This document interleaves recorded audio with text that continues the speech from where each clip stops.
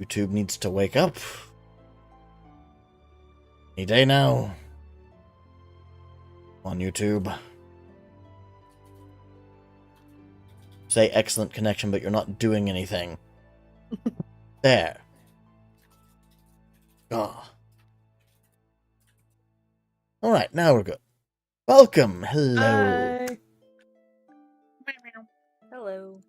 Hello, everybody. Welcome back. Welcome back. How we doing, people? We are doing... I'm doing fantastic, at least. And I know all of you are going to be doing wonderfully this session. We've been through some... You say that like we're not actually. You say it with like an air in your voice that's like, no, actually, this is a joke. I'll leave that up to you. Anyways, I do believe this session will be both enjoyable, yet absolutely annoying. Oh, no. So fair warning to all four of you, this will probably be the most annoying session in the entirety of this campaign. Oh, yay. Is it on the same level as you giving us a puzzle that wasn't even a trap? Absolutely not. Okay. For some reason, Soul, your mic is like, it sounds like you're talking through, like, you know, whenever you were a kid and like you had the fan on and because it was hot outside and you like screamed into it and it went wah wah wah wah wah, and that's what you sound like. Is this better? Yes. Yes. I apologize. It got a little hot in the room that I'm in, and I think the position my mic was placed was picking up the fan. So this Into position, you're good. Dubstep Soul. Dubstep Soul, yes. If you want more Dubstep Soul, please go visit throne.com/soulraiser13. Yes, please. I'm looking to get a computer. So, Getting promised to do so many things. when we last left off, all of you were preparing to leave Gordwin, finally. Head to the Magic City, I believe? Yeah.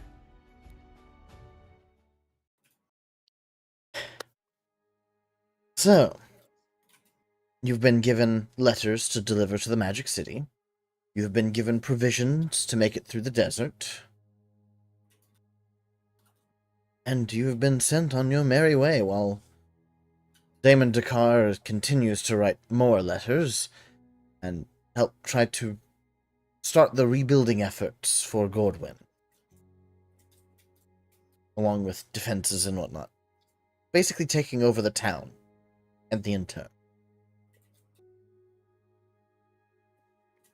The one to see you off was, of course, your mother, Alyssa. Regina. Who practically hugged you the entire way to the makeshift bridge outside of Gordwin. In fact, there were several points in that walk that you're pretty sure your feet were not touching the ground from her hugs. Mom. I'm gonna miss my baby. I'm gonna miss my mom and my dad. Well, we're not going anywhere. We're just making things back to the way they were, kind of. We may forget to rebuild a couple noble houses, but that's not a big deal. I mean, they were about pressed. the same day. I mean, you all woke up next morning. Okay, and I'm Fair. Maderick. I think we left. Okay. Yes. Okay.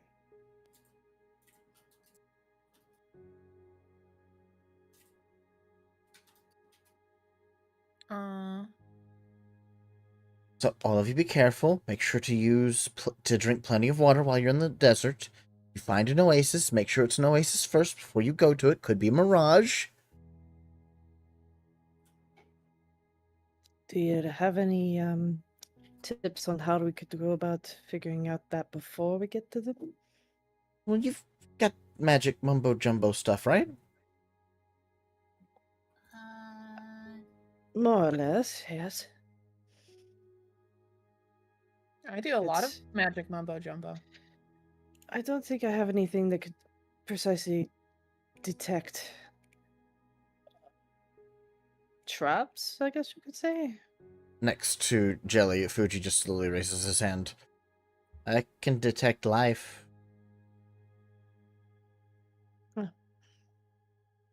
Now that's a start, I suppose.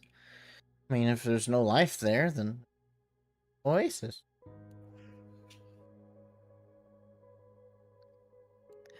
I suppose. I mean, that's a Right. better start than us going into nothing, I suppose. Well, is there any like known paths through the desert area? yes. Waypoints or something? Yeah, that's the oasis is talking about. They're like little stopping points throughout. I do know that there have been a couple of expeditions who came back through there saying that some of the pathways were a bit more odd than normal. Like some plants were growing there that they didn't think was native to the area, but I'm pretty sure somebody just left those behind as like an offering or something. Didn't you? Jelly turns to Regina. Didn't you see a dragon in the desert? Yeah. Yeah, whenever I touched the cloak, I could see a dragon that called me sister. Should we look for the dragon? Well, I mean, if any of us see you, Regina, they're gonna know. So that more than likely, your aunt will come meet you, or uncle. I'm not who's out there.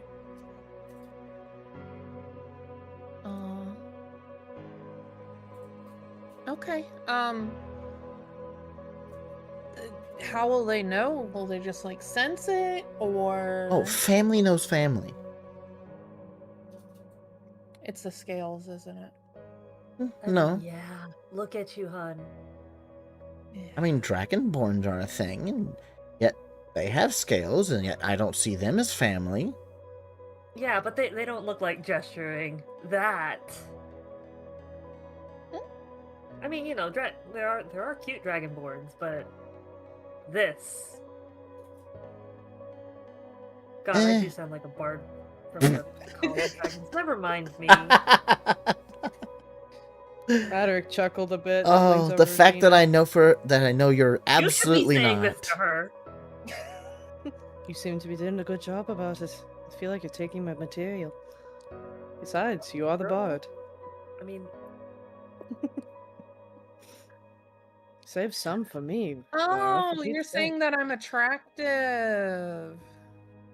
Well, your head's not a snout, so Oh, well, you know, I think Dragonborn can be attractive. yeah. But Dragonborn and you have very little in common.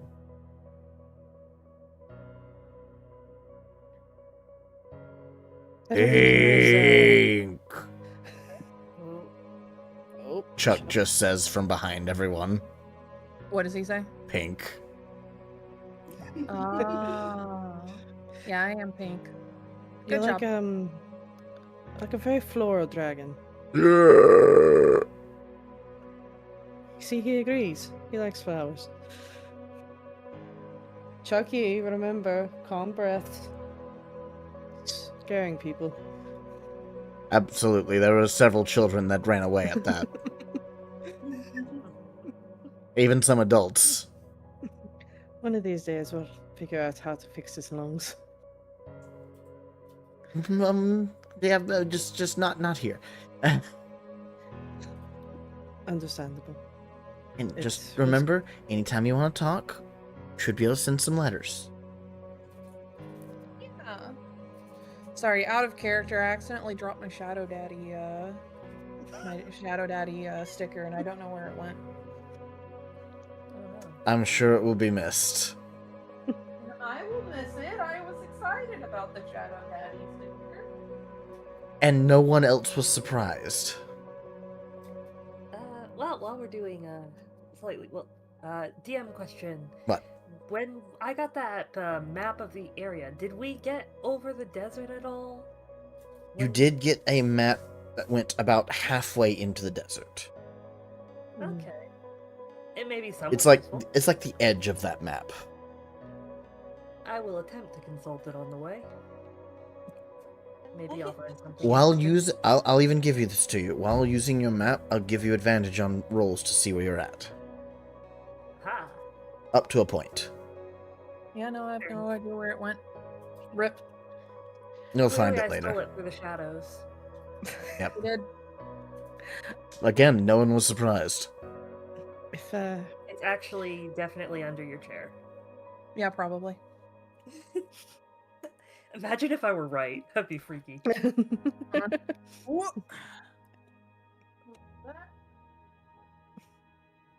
Triumph. and we've lost Regina. Yeah. This is Now I your hope fault. I'm right. Or I've wasted everyone's time. I don't see it. Oh well, Damn. that's all right.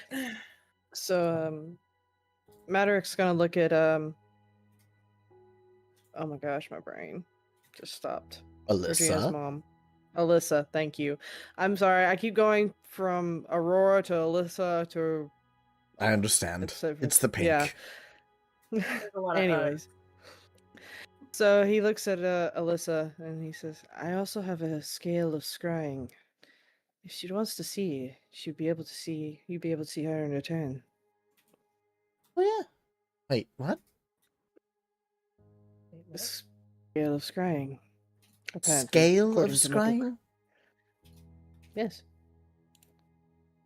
What scale did you get this from? A mind flare? Let me one moment. He pulls out his Actually, explain where that mind flayer tab thing came from. You remember that?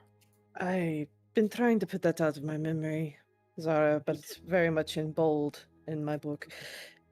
He That was pretty he's- horrible. Yeah, seeing as I blacked out through a lot of that, and apparently was a commendable douchebag, as they say. Yeah, you were Anyway, McCain. yes, that one.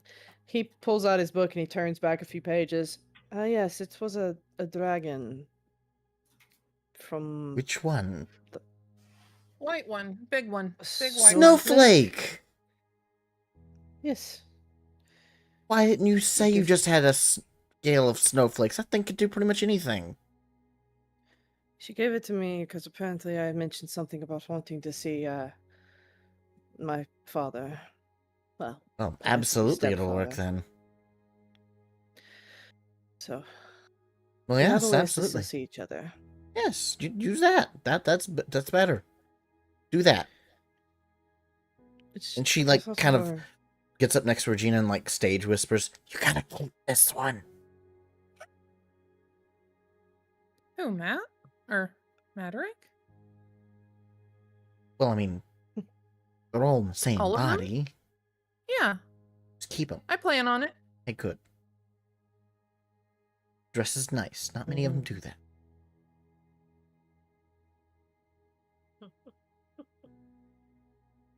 Yeah, I like the way he dresses too. TMI, daughter. What? He has nice clothes. You Thank tell me you. you're looking at his butt Distracted by without baby telling me you're daddy. looking at his butt. I'm not looking at his butt. He has this really nice this other suit too that me and McCain got together. Okay, so we're gonna go to the desert. She's bringing out a Anyway, Yeah. And just Alyssa's just wiping away a tear. They grow up so fast. Maderick walks over to Jelly. This also reminds me, Jelly, if you ever wanted to see your boyfriend, Strix, the scale can be used once a day. Ooh. I need to send him more letters. Yes, well, you can send him more letters, but you can also you can still see him. I'm sure he'd love to see you. It's been a while. We'll figure out and maybe take turns, eh? Shall we be going? Yeah. yeah. And she's gonna give her mom like one last big tight hug. Alyssa's absolutely picking you up off the ground, and a couple of parts of your back pop. Pleasantly, but still. Ah, And she does whisper in your ear, be safe. I Of don't course. I care. have to come back to take care of you and Dad. As if I can't take care of that lug. I have to take care of both of you. Well, take care of yourself first. I don't care if you have to set the entire Magic City on fire, you come home safe. Of course. And then she looks at the rest of you, and that goes for all of you too. You're friends of my daughter. If any of you come back and you're not safe, we're gonna have words. Yes. Very harsh words. Probably along the lines of, don't ever do that again. And a Yes. frying pan. At that point, you, Regina, you swear you heard your father whimper in the distance. Yes, ma'am. Be great to see you again soon. She then turns to Chuck. Chuck, eat anything that tries to hurt them. Consume. Yeah, I do don't that. think I'll have any problem with that. Yeah. He's a good boy. He's very protective. He'll watch over us. Friend. What do you say? It cut out. He's a good boy. He's Friend. very protective. No, I mean like whatever. Friend. Yep, there we go.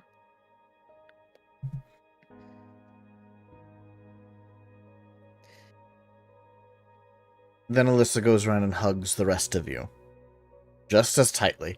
Except for you, Jelly. She's kind of afraid to hug you tightly. You'll end up Maddox is- inside of Jelly. Maddox's a little bit taken back by her sudden hug because he remembers the first interaction he had with Yes.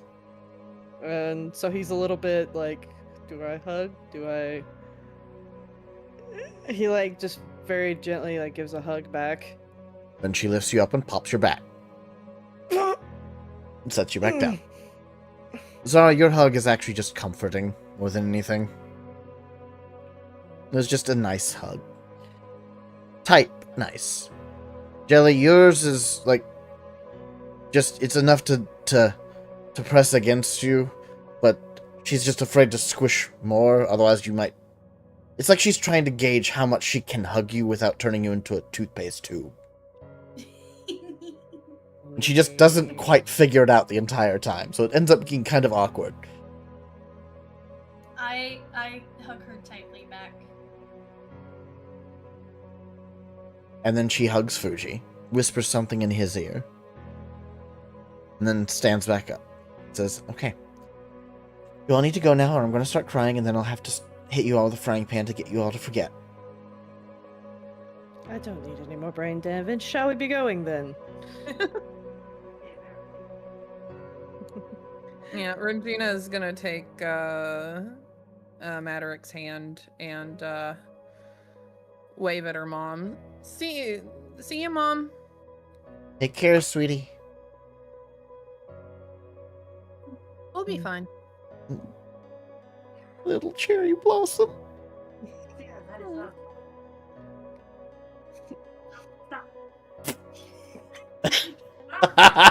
I heard the indignant.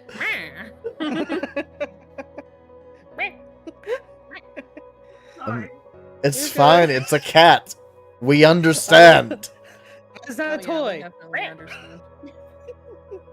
I was trying to work at a crochet project and she was laying on it. And I tried to pull it out from under her and she started biting it, which would normally be adorable.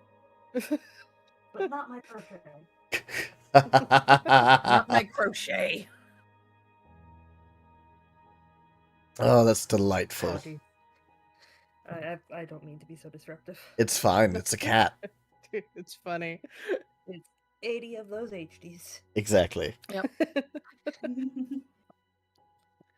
don't Oh, know what an okay. HD is, but I have like 80 of them. Aurora. So, on we that get out note, of here. all of you are heading out? Yeah. Yeah. All right. Wait, are we walking? Have to. Boo. There's no carriages or horses left in the city. Everything was kind of obliterated. And any horses and wagons of any kind are being used to move rubble.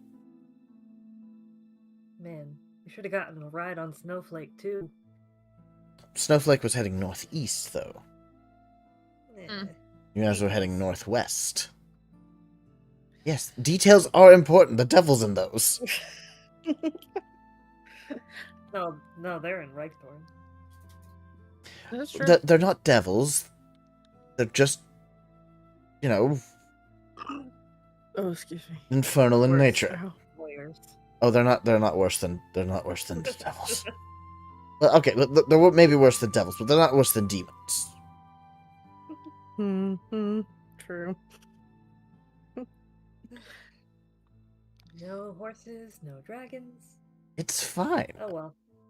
Kind Just of enjoying the brings us nice, back to arid, dry, back road. Well, I forgot how depressing outside this area was. kind of takes us back to when we all first met, doesn't it? But even then, I guess we had Joshua by carriage. I don't want to remember how we first met. Disgusting. Oh yeah, you were like in a I just said I don't want to remember. pile of gross shit. Ah, I do remember though. I can still taste it. You don't even have a tongue to taste. Which is why we keep you in a soap being, Aaron. And somebody needs to wash your mouth out. Now he's tasting the not soap. Yep. Are you tasting the soap, Aaron? No, I am not. I am tasting shame. Jelly takes the jib off of her hairband and just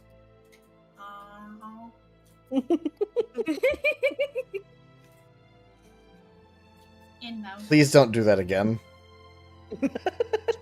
That was a cleaning experience, yes, but still an unpleasant one. If it keeps going down, it's going to get even worse. Arthur in the back. Is it normal for all of you to talk to yourselves? Oh. Oh Right. no, that's we have a God, guy, he lives in the gym. You wanna hear him? Hold on to a cursed object? Cursed? I can't the- really, Excuse Cursed you? Friendship. I can't really say it's cursed if it had something to do with us protecting that city. Wait, that was the voice I heard? You heard it. It gave a choice. Oh. Yeah, the one that wasn't Fuji. I assumed it was another deity stepping in. Nope, that's Aaron. Ew. Sorry, mythical Aaron man.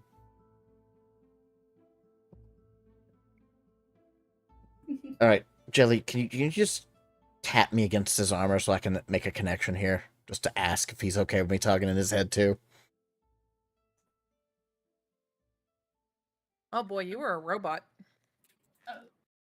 Dubstep Fuji or Dubstep Aaron. Dubstep Aaron. So, Aaron speaks. Can you just tap me against his armor real quick so I can make it a connection to ask him if he wants to hear me too? Sure.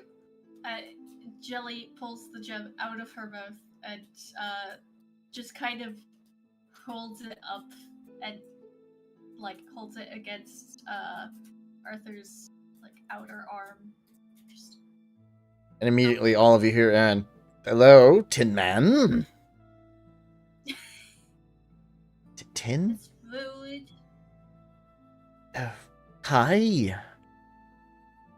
how you wish to be part of the group, be part of the whole mental connection thing, talking in each other's heads, allowing me to gain a little bit more power to get my original body back. Oh, so you're a lich. No! Oh.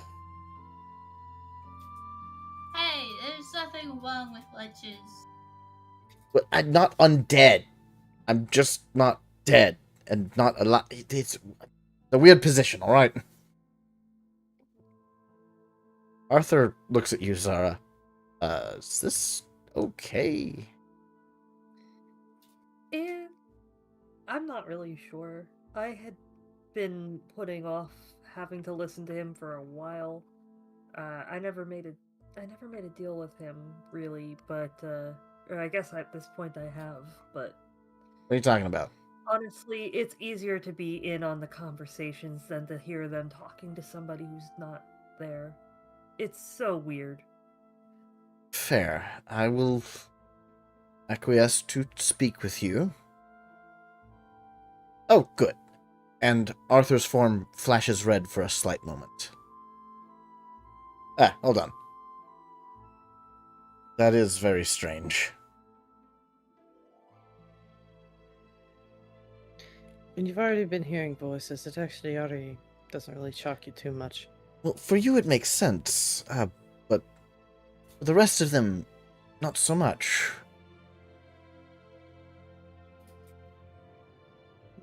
It's like jelly. You know what? Ah. Chuck should be in on the conversation. I don't need to touch Jelly, that. I do look. not need to touch that. I don't need to touch that. Jelly pulls the gem away from Arthur's armor and starts walking. No, I really don't need to touch that. I can do it from here. I can do it from here. I can do it from here. Come on, you need to gain power, Jelly- do you not? Jelly doesn't. Jelly holds the gem out in front of Chuck, but does not touch the gem to Chuck. How are you holding it up to Chuck? Like, you know, if you were showing someone Like in the middle of like holding a 3 mirror up to fingers. someone, like hand wrapped around it like a baseball and kind of just okay. in front of the face. Chuck just sort of looks at it. Looks up at you. Friend? Friend. Consume? No. No?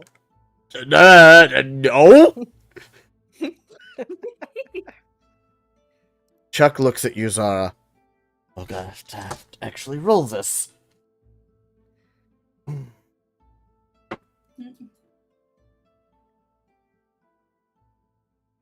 He looks at you, Zara, and then nods. Jelly, I need you to make a dexterity saving throw. Oh no.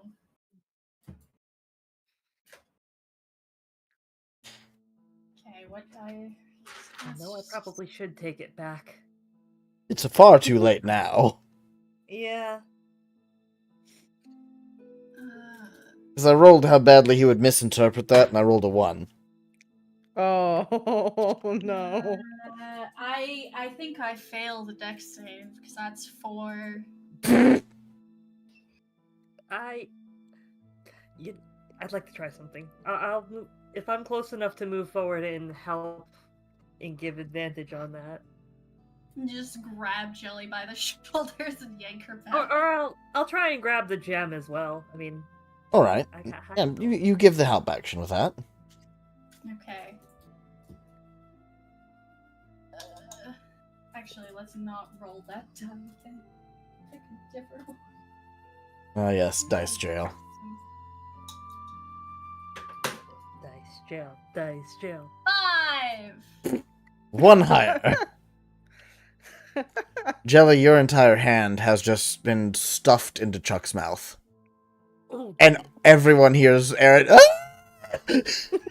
I closed my fist around the gem, so there is a layer of jelly. It's fine. It's not like he's actually eating anything in your hand. He just put it in his mouth. I'm just protecting Aaron with a layer of He's just gelatin. screaming. Okay, Chuck, that's enough. Let go. Ah. He opens his mouth. Good boy. Jelly removes the hand from in front of Chuck. There's actually like a couple seconds where the meat juices of Chuck took a while for your jelly to clean it off.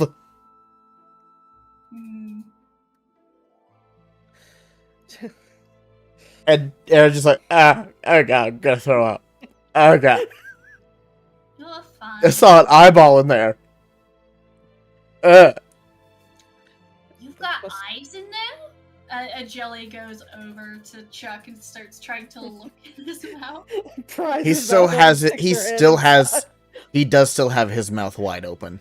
And sure enough, there is a part of an eyeball stuck to the roof of his mouth. Oh, And it turns to look at you. oh. Hey! Oh god. Oh, it's blinking. Wow, we're learning some things today. Hadwick, look! Our son has a third eye. I don't think that's the only eye if he's eating people. Hedrick like walks over and like looks at it, almost like, you know, the lion in the tamer where they stick their head into my the gosh. lion's mouth. Looks around. So, just what is your passive perception, Maderick? My passive perception. Passive perception. Is 13. 13. You see 3 other eyes in there towards the back of the mouth. And all 3 of them, after your head is in, slowly turn to look at you. Hello there. You hear Chuck. You hear Chuck's mouth kind of move, but it doesn't move to close around you. He just says, Can you see me while I'm in here? Just a simple nod will do. He nods, but your head's still in there, so the top of your head and the bottom of your chin gets just slapped. Just I asked for that. Smart one. He pulls his head out and like shakes his head. Jelly. I go over and I pat his head down. Oh, don't use me. Don't use the hand I'm in. I don't. There's approximately at least 3 other eyes down his throat as well. Okay. I've heard the I'm term "watch what you guessing- eat," but oh my god. I was am gonna make that joke. I'm going to guess, and this is a big guess, is I'm going to guess that he probably can make the body parts that he has consumed actually obtain life. And maybe make them functioning parts. That would be fascinating. So gross. How? Implications? We How many need to people do we have find- to get him to eat? Let's see. There's approximately 3 other eyes. You said there was 3 other eyes down his throat and 1 at the roof of his mouth, correct? Yes. Well, by that count, we might, assuming they're all the same eyeball, he's at least using 2 different people to see through his mouth, and I'm going to guess that probably a couple of more. Maybe he'll be able to obtain a more functional body. Right now, I'm more concerned about the breathing. Find him a pill. Yeah, that. Well, it's not that I don't dislike it. It's just it can be unsettling when we take him to dinner parties.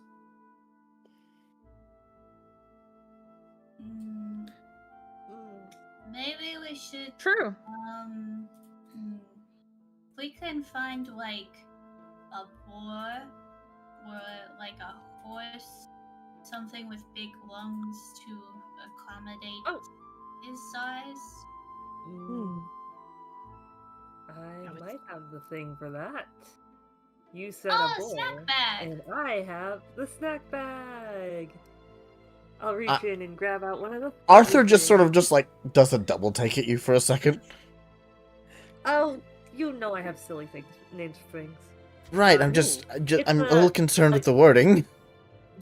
Well, dragons need to eat a lot, okay?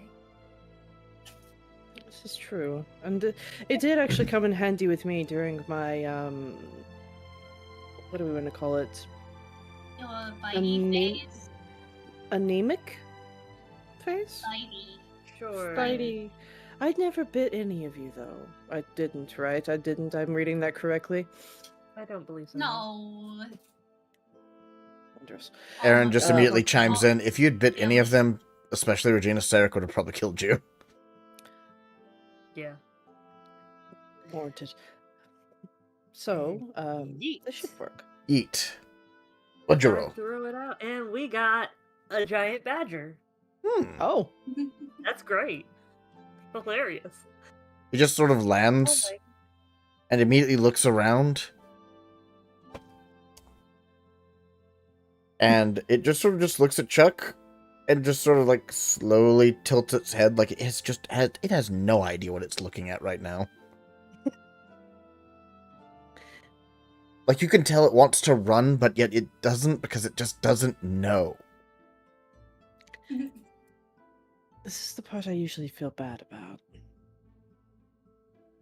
Chuck is just staring at it. Food. Consume. Consume. Consume. And the badger did not have a chance. I did not watch this part. The badger does not have a chance. Chuck just falls on it, mouth open. Oh, And his mouth, while it's falling down, unhinges and grows to the size of like half of a person. that's nightmare fuel. And Oh. it just he doesn't even like hit the ground. He just sort of a meaty squelch hits the ground, like a slap. Oh, throwing raw meat against a wall. And then you hear cracking, crunching, and then silence.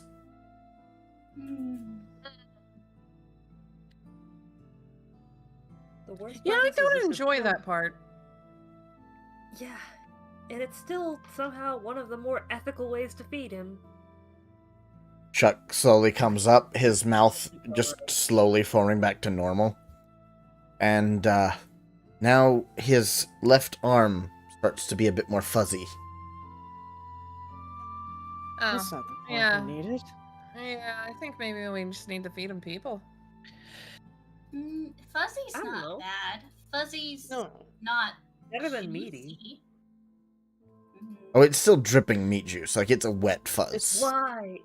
Mhm. Why? I think like that's Yeah. where I think maybe we just feed him people. maybe I in like the that next better I one. than- don't know how I feel I- about that. Like, I like enemies that better. who want to kill us is one thing, but I think we do need to know where we draw the line here.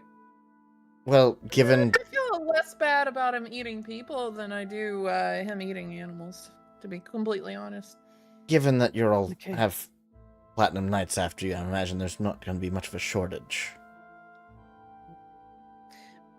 McCain Maderick taps his head. McCain, shut up. Good grief. What's he saying? He's cheering. Yeah, no, that makes sense. About? Probably the people killing. Feeding. People killing and feeding him to our son. I swear he's unhinged.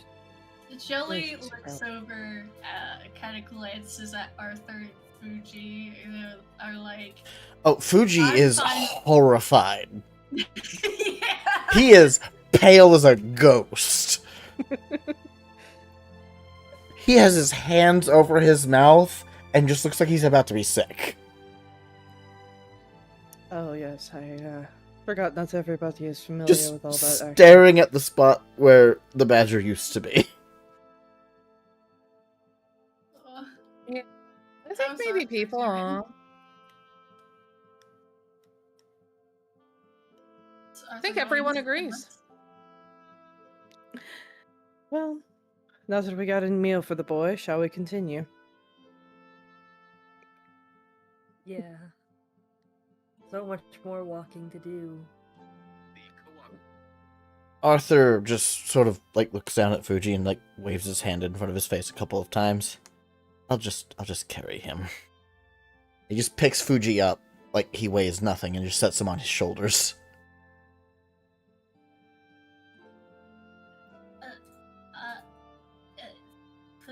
Fuji?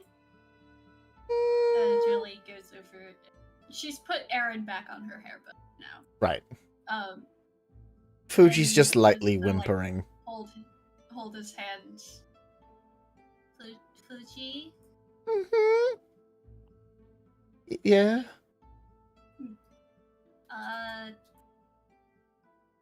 Do you want help? I'm good. I'm good. Just been a while since I've seen something like that. It's like it's a cycle of life. It's just, ooh, don't get used to it. I'm gonna do a thing. I'm gonna sleep. Okay. And Fuji sort of like rubs his face a little bit, and the second time he waves his entire hands over his face, and as he pulls his hands down, his entire form starts to shift, and he shrinks. His clothes sort of meld with him, and he is now a tiny white fox with 9 tails. Oh. We now have 3 members of the party back in mini mode. One of them leaves a very obvious trail, though. Okay, we have a bucket.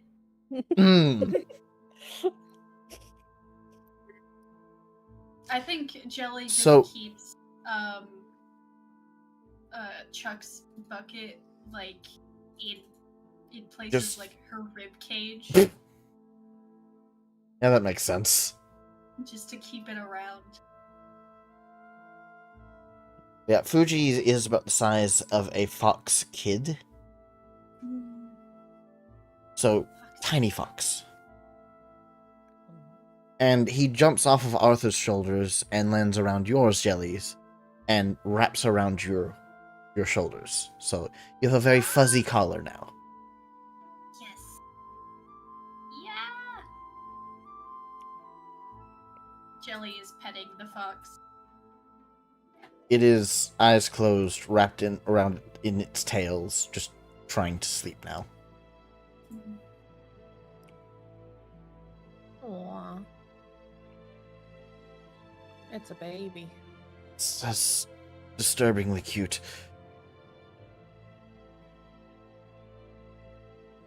So, onward. Desert. Onward we go. So, thankfully the travel is rather pleasant. It's a bit dry for the majority of it. You don't really reach the desert until about evening time, it's about like 4 or 5 o'clock. And so whenever it stops being like this arid kind of plains area to just the start of just sand. Lots of sand. But you do see that there is a bunch of, like, on the edges, some, like, rocky outcrops that sort of make this, like, natural path to walk across the sands. Do we still have a pillow fort? That's a good question. Do any of you have it in your inventories? I think we decided last time that the last person to have the pillow fort was Punch. Right. Yeah, I don't think I ever had it. I have the bag of holding. I couldn't remember if we put it in there. You could not put it in. Well, yeah, that's right. That you can't put 2. Yeah, that's right. That would black hole. Yes. Yeah.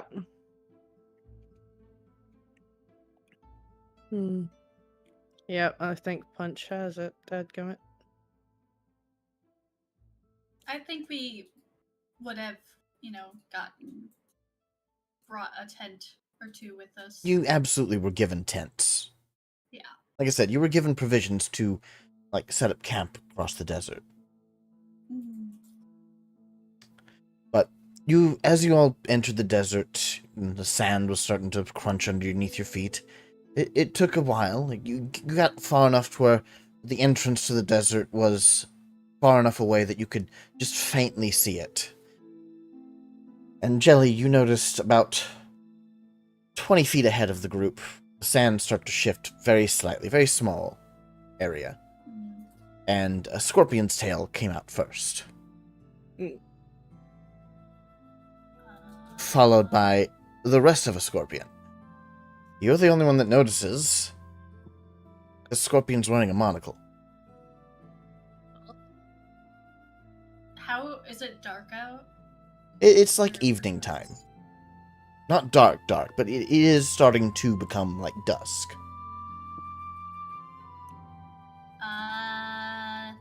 Hello? The scorpion skitters a little bit to face you, and you swear one of the claws goes up and waves back at you. Hi. Who are you talking to? Scorpion? Is it wearing a monocle? As you all get Jillian's closer, just pointing at it so everyone sees it. do you continue to get closer to it? I'm gonna, since it's getting darker, I'm gonna pull out my fire lantern as a light source, and yeah, I will cautiously approach it. As you get closer, you do notice that it sort of scurries up a little closer to you, but not close enough to be able to actually sting you. And the entire carapace sort of leans up as it's like looking up at you. And you hear, "Why, hello there! So nice of you to drop into the desert!"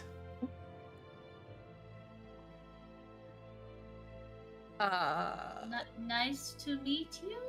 Yes, quite a pleasant experience this is. I am Warner. I would like to warn you as the Warner. Okay, what are you warning us about? You're about to enter a very, very dangerous territory.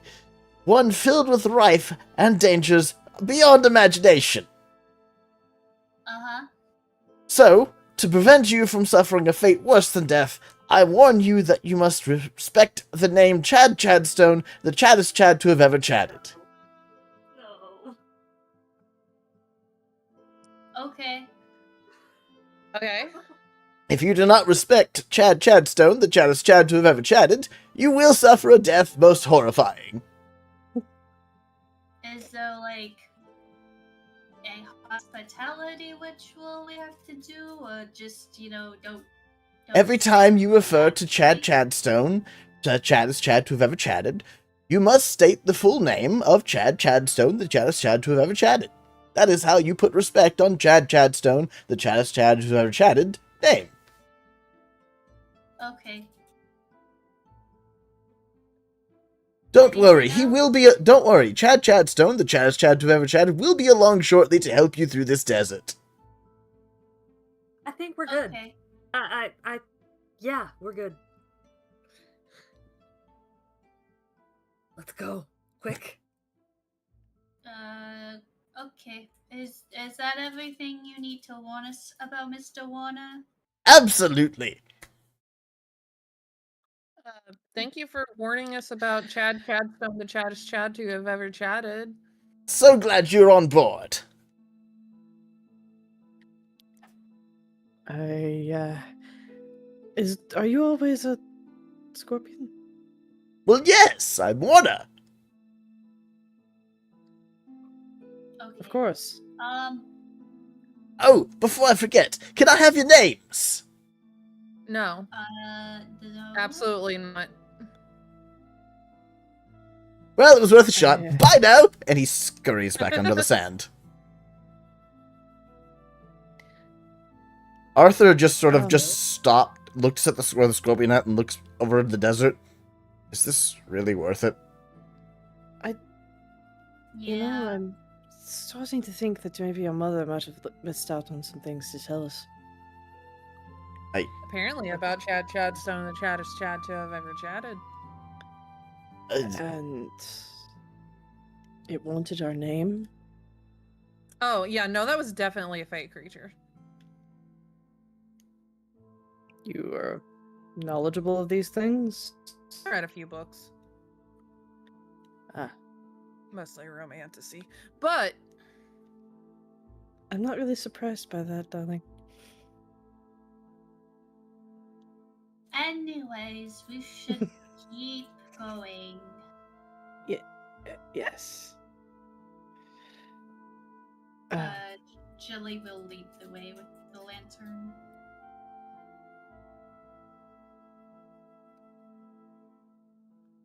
I think You as have we're going, I want to double check where we are, like, in comparison to the map. all right. Give me a survival check with advantage. That's gonna be a +3. Mother! I'm taking a photo. Did you get 2 1s? Or 2 20s? I got a 20 and a 19. Oh my gosh! Oh, Pretty Nice. great Damn. still. Jeez. All right. With an at 20. oh, that's beautiful. I have to see this. Yep, that's beautiful. So with a nat 20, you can tell you have just entered the first region. Next checkpoint is just maybe about 3 miles ahead of you. You can reach it just whenever nighttime hits. Excellent. We're not far from a good place to rest.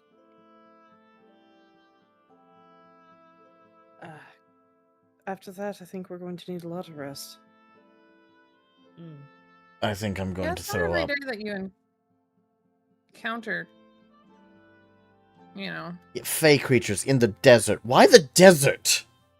I don't know. Usually you find them in the Feywild? Yes, think? like usually like near forested areas or behind closed doors.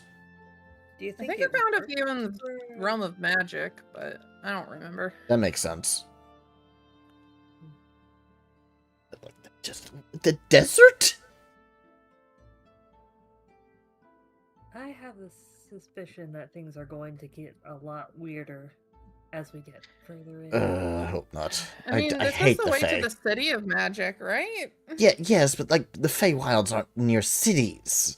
They're usually near forests. I was thinking it'd be closer to where the Zara lived.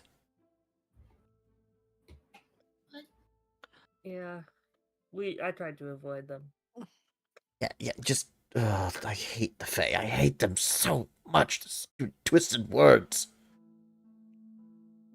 You hate a lot of things. I don't hate a lot of things. It's just there's a lot of hateable things out there. Whenever a slip of the tongue can have a valuable possession of yours just taken from you, it's a little annoying.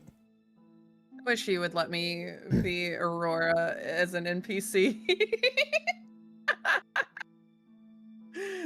But I'm a little scared of how much they're happy about that thought.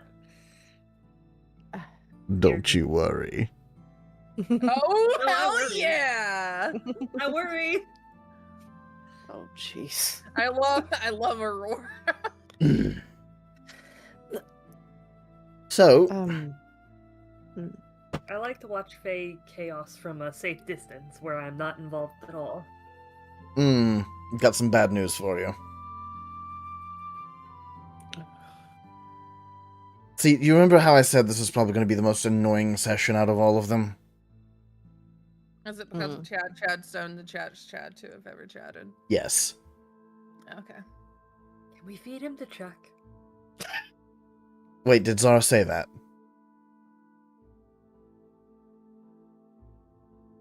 I thought it very loudly. But did you say it?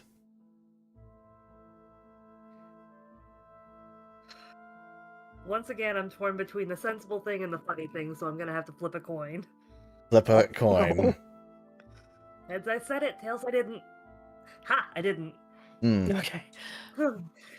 It's probably for the best. I have literally 100 options. Oh no. What is it? Wild magic? Don't worry about it. I worry.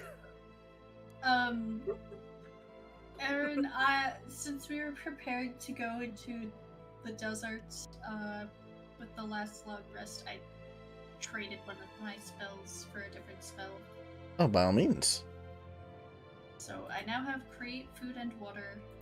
Delightful. I still have tiny hut, so that's good. Even better. I enjoy it.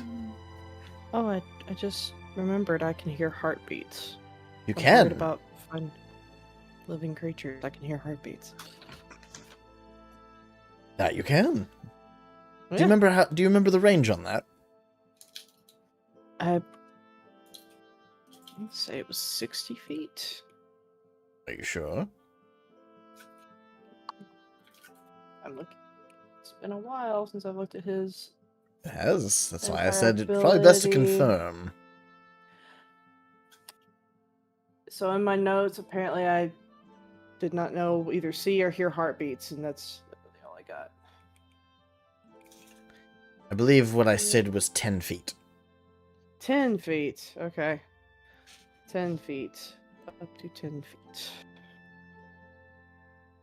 Hearing heartbeats is perception, but seeing them is at 10 feet. Okay. So you said hearing them up to 10 feet. No, seeing them up to 10 feet. Okay. Hearing them is a part of your perception check. 10 feet. Okay. Gotcha. It's just Well, where other people wouldn't hear it with a perception check. You have the ability to. Okay. Excuse me. So, the rest of your trip to this next checkpoint was delightfully boring. Especially after that. No other scorpions scurried out of the thing, although you did see a couple of, what looked to be large lizards sort of scurry over dunes as you approached. But nothing that wouldn't be normal for a desert. But as you approached this checkpoint, you noticed that there was already a fire at this checkpoint.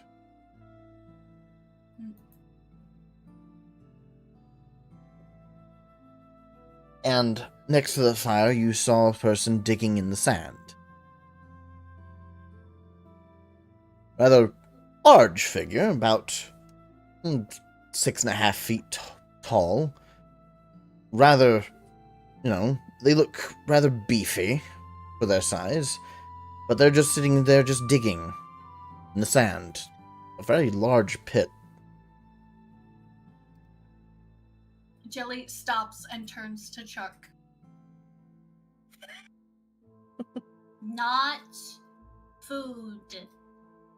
No consume. No consume. Yes, mother. Jelly gives him a pat on the head. And then continues to lead the party towards the group. Towards the guys. Do I hear a heartbeat off of this guy? Make a perception check. Perception. Da-da-da-dum, da-da-da-dum, da-da-da-dum, da-da-da-dum. 19? You absolutely hear a heartbeat off of this man. And it is a very chilled heartbeat. Like, he's not excited. Like, in any kind of, like, unhealthy way. Just digging a hole. He's just chillaxed. Exactly.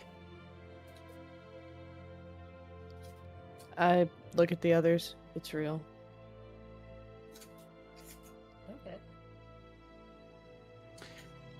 about time whenever you get about 30 feet away. Jelly, you see something that shouldn't be. After he digs a bit further into the middle of this pit, you start to see water come up out of where he's digging, like a small fountain. And it starts filling up this little pit that he starts stepping out of with not muddy water, but crystal clear water.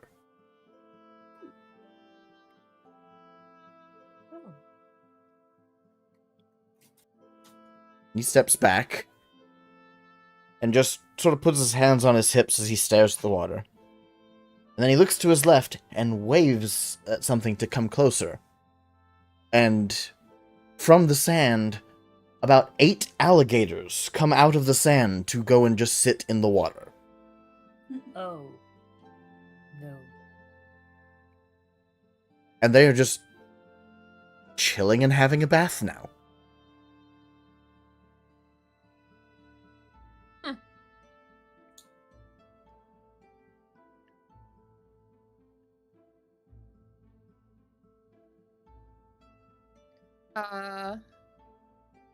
Hello. They straighten up slightly and turn around. And what is possibly the most chiseled jaw you've ever seen in existence meets the rest of your party first. As what can only be described as quite possibly the handsomest human on the planet. Oh, hello there, adventurers. So nice to see you.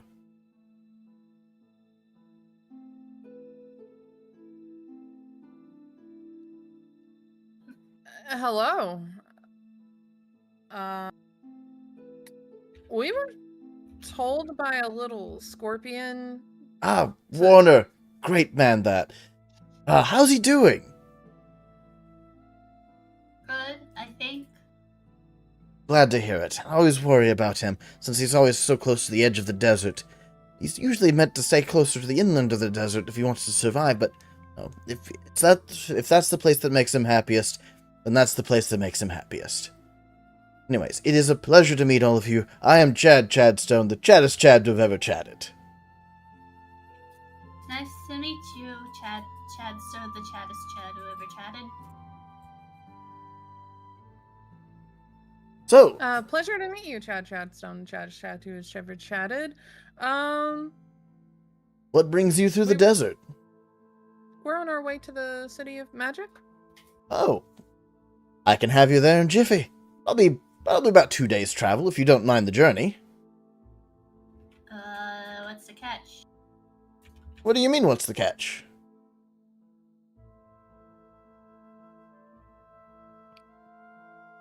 I think she means that, it's probably not the easiest or safest to travel through a desert. It's a lot of effort to go through for a stranger without expecting something in return. Nonsense. It's quite an easy journey, especially since I've made my home the halfway point. Oh. And I am more than happy to guide visitors through this area. After all, the desert's a dangerous area, and I don't wish to see, up-and-coming adventurers die in the desert, of all places. One of the places where people die the most, so I took it upon myself to try to help people through as best I could. I wouldn't want to impose, but I suppose the I help would guarantee be... you you're not imposing. In fact, it would be my pleasure to help you.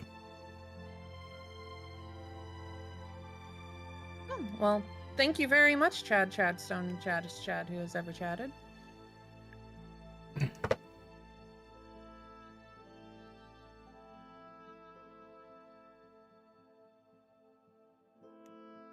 We should probably... Regina, your left eye itches. Why does my left eye itch? I go to rub it. It's just itchy for a second. That's it. What did I do? I called him by his designated nomenclature. What do you mean? You don't say thank you to a fae. Oh. Acknowledging you owe them something. Oh shit. If that's the case.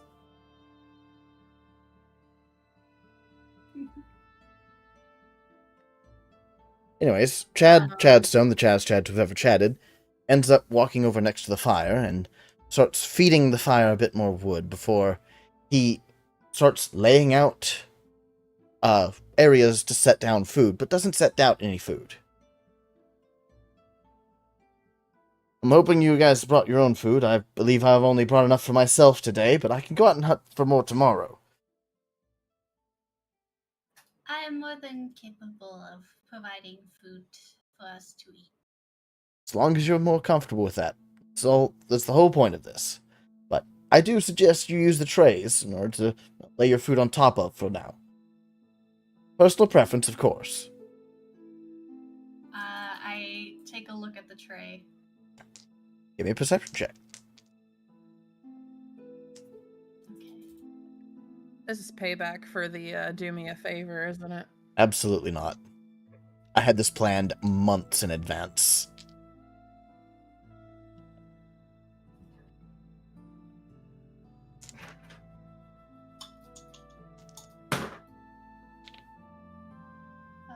You said perception? Yes.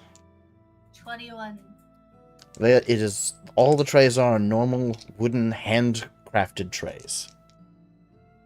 Detail is honestly very surprising. Nice touches too, like very soft.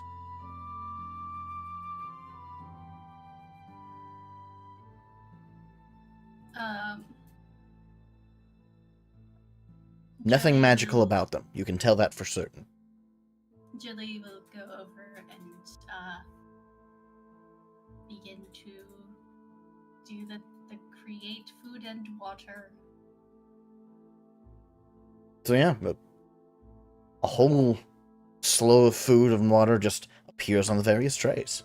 I create 45 pounds of food and 30 gallons of water. My gosh!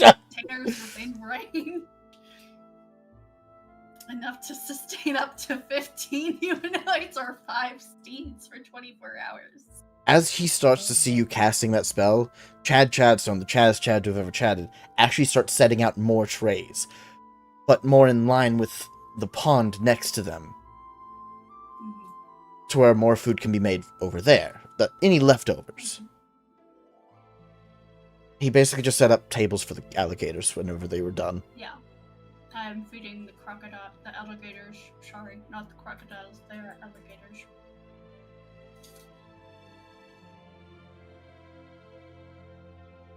That's quite the powerful magic you have there.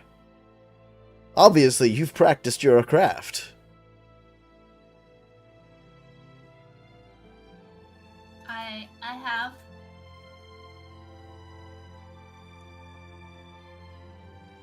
Be proud of the power you hold.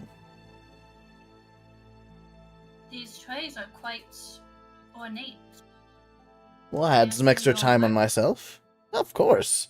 Everything I have is things that I've made, because all of the wonders of the desert still do have some benefit to be had. As long as you know where to look. And making trays in order for other adventurers to eat along the way was nothing but a small thing. Your skill is quite admirable. It's skill born of practice. Nothing anyone else couldn't do.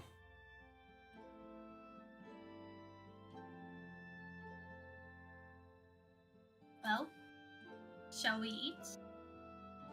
Chadstone, the Chad who've ever chatted, actually starts pulling out, like, bits of cut meat on his own, along with some very fresh vegetables that absolutely should not be able to be raised in the desert, and starts making his own meal. Jelly gestures to the rest of the group to kind of sit around the trays of food that she has made. He has his own tray separate from the group. Mm-hmm.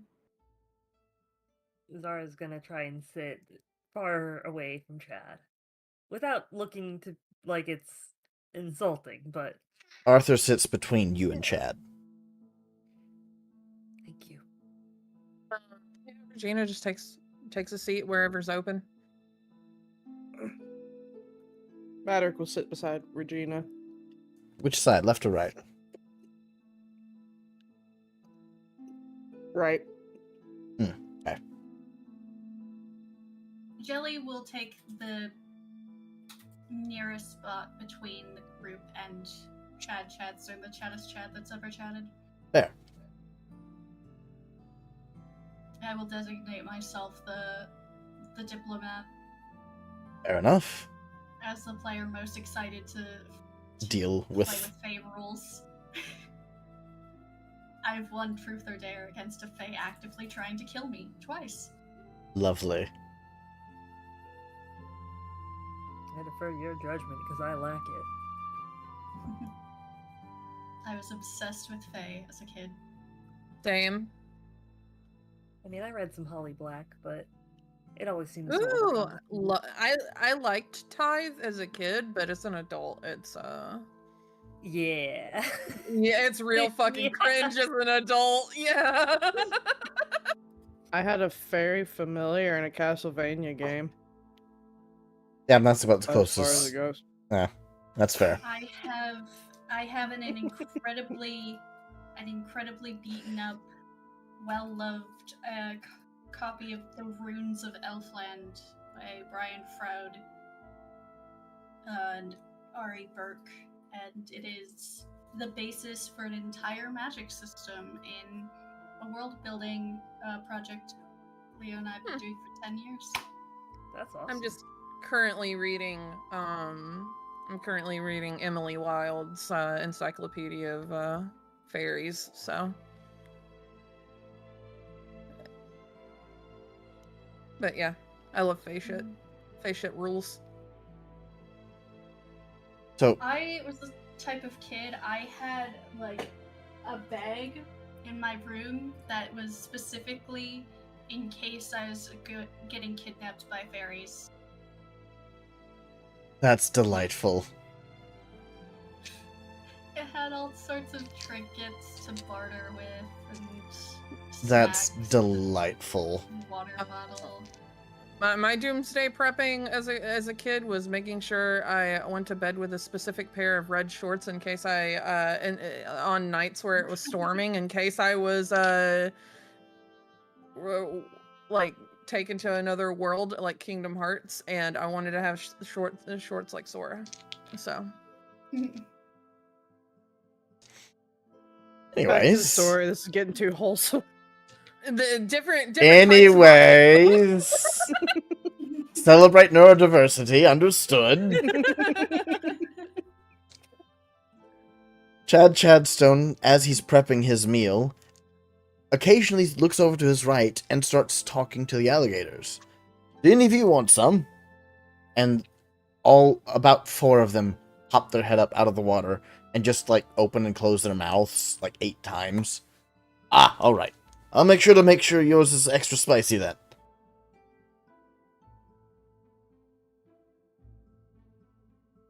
Excuse me, Chadstone, the chattest Chad to have ever chatted.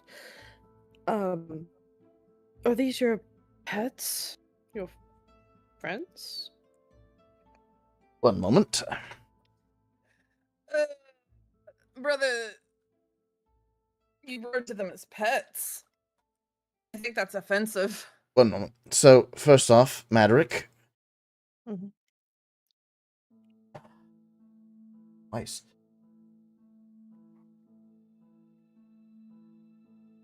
I said his name right. What did I say wrong? So, where you're sitting, you suddenly hear the crunch of about 10 eggshells underneath you just crunch slightly as they just appeared. And on your left shoulder, a full stick of butter landed on your shoulder and then immediately melted to where it just dripped all over your arm.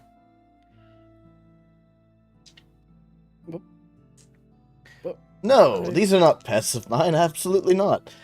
But they are still very good companions to have.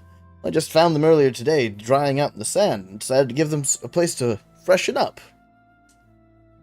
Ah. I see. That is Chad Chadstone, the like- Chaddest Chad who ever chatted, doesn't seem to know what's going on with you, or even recognize it.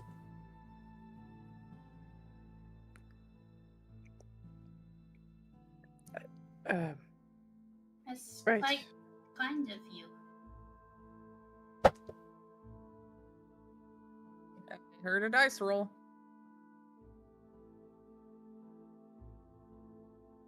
Jelly, you feel like someone's watching you. Oh, You have a wild magic table up, don't you? Roll a d4 for me real quick, Jelly. yeah. Yeah. I used a pronoun. I said you. I didn't say the proper noun. I Yep. didn't say the full name. The pronouns aren't It's a safe. 4. You have a +4 to your passive perception, Oh, because you feel someone's watching you. so my passive perception is now 22. Yes. Cool. Is this okay? I'm gonna make a note. It's temporary. 100%. Yeah, it's. Mm-hmm. Do I notice anything with the 22 passive? What perception? exactly are you looking for? Well, I feel like someone's watching me, so I guess. Oh, yeah, no, you're looking around. No one's looking at you. Okay. You just can't shake the feeling. Okay.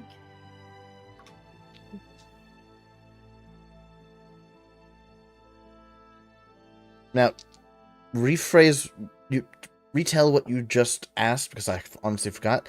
You will not be penalized for repeating what you just said. What? I need you to repeat what you were talking to Chad, whoever chatted.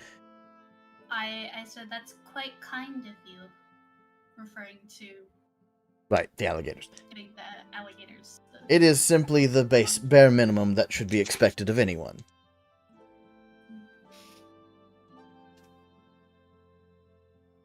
After all, should you see someone in need, you should always help them.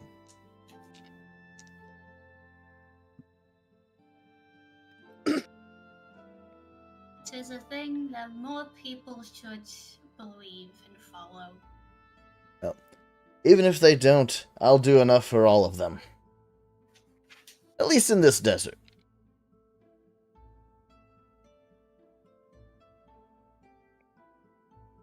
How long have you been out here?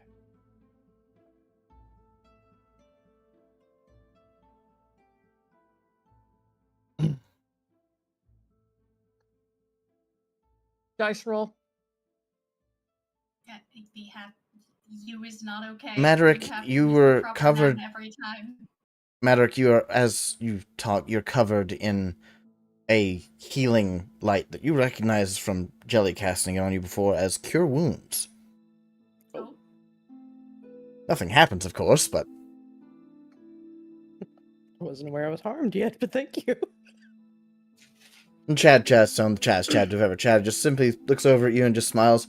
I've lived here well, let's say about 5 years now, maybe. Couldn't be a day more than that. Oh. It's quite a long time. Time flies when you're having fun. Especially when you're surrounded by wonderful people, wonderful creatures such as these. And he gestures towards the alligators, who all come up at the same time and just start snapping in random orders.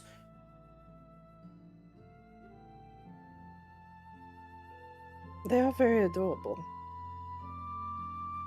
Do they have names? I haven't asked yet. Tell me, what's your names? Oh, good to know. Right, that one is the one that sits by the tree. This one is the river bend. And this one is under the log. That one is buried in sand. And he just goes through, like, different locations as their names. Oh, well, alligators speak differently, so their names are different based on where they were born. Of course. That makes all the sense in the world, actually. I've heard of cities used to be naming their streets. Sorry, excuse me. Used to be naming those streets after something you used to work at. Like, if you are a miner, maybe you mined rubies, so it was like a ruby street. Something like that. It's very similar. See, the animal culture out there is very different based on the region you're in, so, it's a very different thing, different kind of style to learn from, but once you learn it, it truly is a fascinating subject. Well, Chad's done the Chad's Chad that's ever chatted. Do you have many friends out here? I have so many friends out here. In fact, it's difficult for me not to run into someone who's not a friend.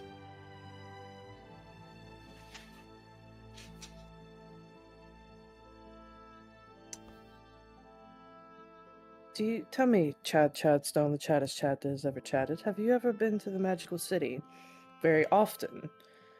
I didn't quite hear earlier. I apologize. No, you see, I've never really been to the Magic City. I've usually stayed, close to the desert because, people need me here more than they do in the Magic City. After all, City of Magic usually has pretty much every convenience you could ask for. Magic, you realize at this point you don't need to breathe.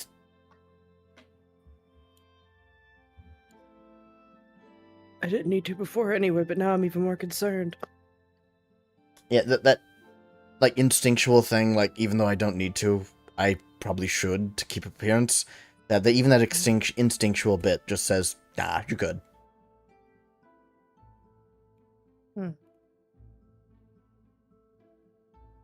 I see.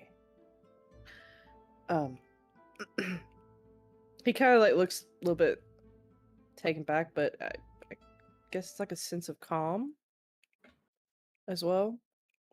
Like he's comfortable, I'm assuming. Is everything all right? Yes, I'm fine. Was just in my thoughts for a moment. I'm anticipating tomorrow's trip. I've never been to this area before. Well, I can assure you, you will all be safe and sound by the time you leave the desert. Tomorrow's journey will be no different. All of you will be unharmed so long as you are with me.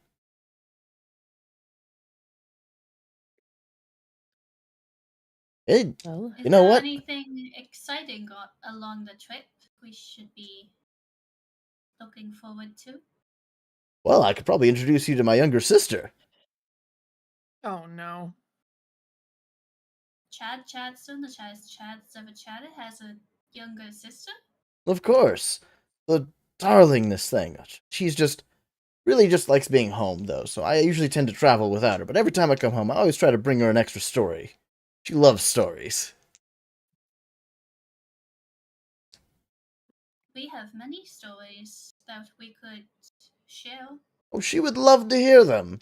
The last adventurers that came through here, they shared their stories for a night, and then were on their way the next day with more vigor than I'd ever seen them have the entire journey over. In fact, they took only half a day in order to leave the desert after that. They were really primed and ready to go. We, in fact, have a particular song that we've been trying to share with people that perhaps you, as the Chadstone, the Chad's Chad that's ever chatted, could pass along to all of your friends as well.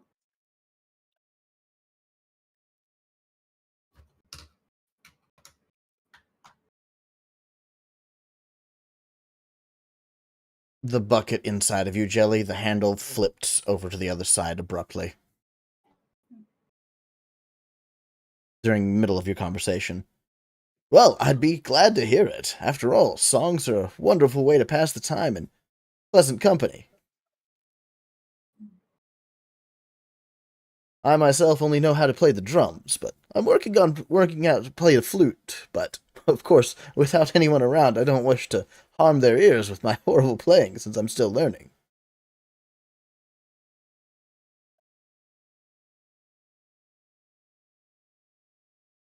I'm sure that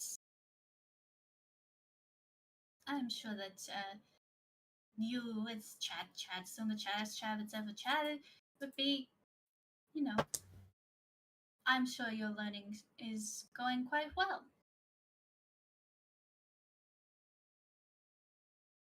Jelly, your left eye starts itching.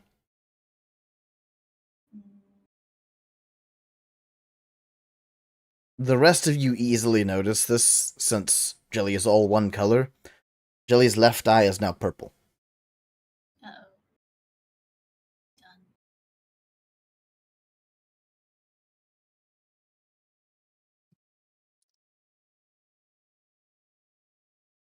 Arthur is like looking between all of you, and just there are several times where he just is like wanting to talk, but he seems hesitant to do anything. Yeah. Zara tries to like catch his eye each time and just give a little head shake, like, nope, don't. Chuck just sort of looks at Jelly for a second, and just sort of leans closer.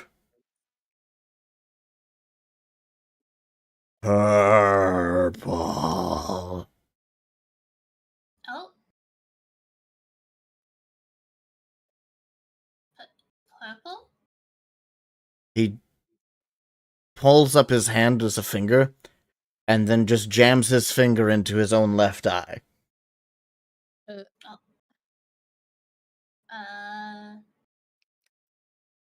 Yeesh. Good thing we know he has bears now. Purple.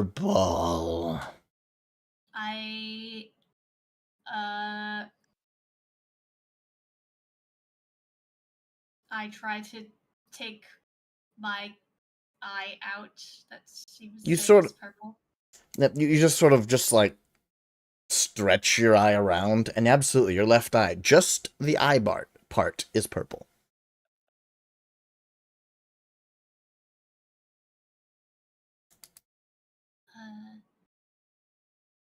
Chadstone, the chattest Chad that's ever chatted. Do you know why my eye is purple?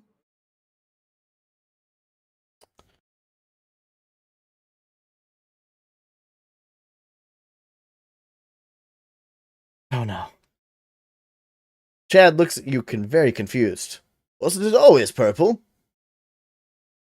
And you believe him.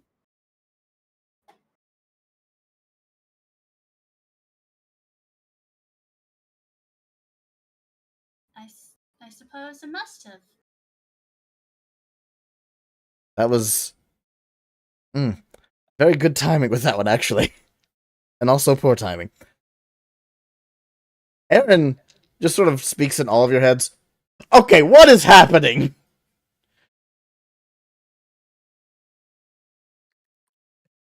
Like, we can speak to him without speaking out loud, correct? oh, absolutely. You can talk in your head all day long. Okay. So, Maverick speaks to him. I can't help but think that if we aren't incredibly careful with everything we say, we're going to get, But morphed? it doesn't make sense. He's not Fae. No, he seems to be human. He's That's what I'm 100% looking human. at. There's no magic there's not a magical bone in his body.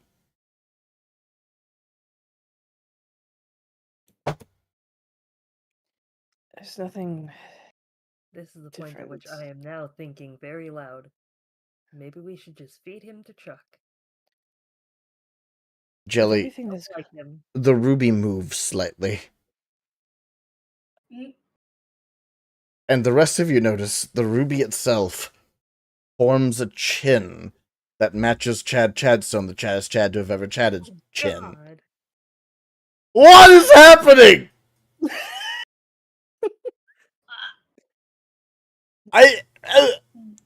Huh?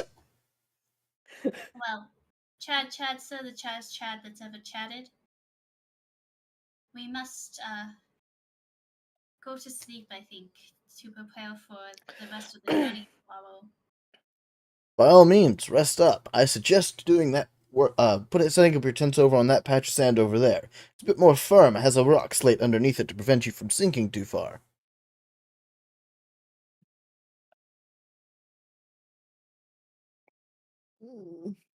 Jelly just nods. Ushers the. Jelly cleans up the plates. And Don't worry about the trays. I'll clean those off myself. Jelly just nods. Good night, Chad's done the chattest chat that's ever chatted. Good night. May you all sleep well and have plenty of rest. She kind of ushers the group away and shows to Zara. Zara is like, hut. Tiny hut. Yep, I'm getting work casting the tiny hut. We need some space. You feel Aaron just like, can I please let me help you cast this thing? Please. I need to get away from that Well, thing. you're not Faye, so let's do it. Cool. Your cast time turns from like an hour to half a second. Oh, wow. Cast time for Tiny Hut is 1 minute. 1 minute. It goes Yeah. from 1 minute to half a second. My bad. Yeah, Just thump. instant tiny hut. Yes. Mhm. Thank you, Aaron. That guy creeps me the frick out. Spells and other magical effects can't extend through the dome or be cast through it. I still Zara. don't know if I trust any of that. Zara. Oh no, no, no! Your loot turned into a potato. Fuck you. Oh, your loot's my computer.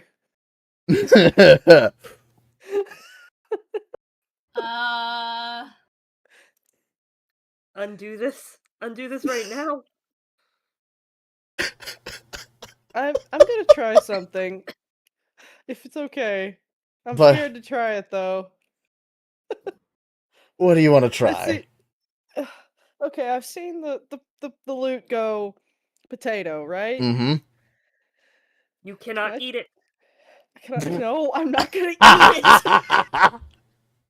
That's Chuck, not me. Chuck doesn't eat vegetables. Chuck I I want don't know if to. Medric does either. I like something a little bit more red. Thank you very much. No, I was Or gonna pink. say, can I? Screw you. Screw you. Sorry. Screw you. Wait, what was said? Screw you. Screw you, Zara. Would you like to What? repeat for those that didn't hear? But also, you right though. Something a little bit red or what? Or something Or in a little pink. bit more pink. Oh, yeah. Okay, I want to see if I can cast a. Can I do counterspell on the loot? No, counterspell is for a spell that is attempted to being cast. Can I cast remove curse? On what? The potato. There is no curse on the potato. Is it magic? It's a magic potato. I'll do an Arcana check. Yeah, because I have the spell magic, but that could also. Well, I don't know how if would I you know. cast it? I also Okay, have. I'm down to one spell and it's grow potato. I got a nat 1, so I don't detect shit. You know, this is a very magical place. There could be magic everywhere. Or, it could just be just that jawline of Chad's that's causing this. Because no jawline is that perfect. Yeah, that's true. I Makes know sense. you Makes sense to me. have. No. I know you have like the Giga Chad image Yes. for Chad chats in the chat that's ever chatted. Yes. But I am just picturing the guys from Gakko and Handsome I don't know if you guys know that anime. I've posted one of them. Is it the one Oh, the really yeah. like the really Oh big my penis gosh, picture? no. Absolutely not. Actually,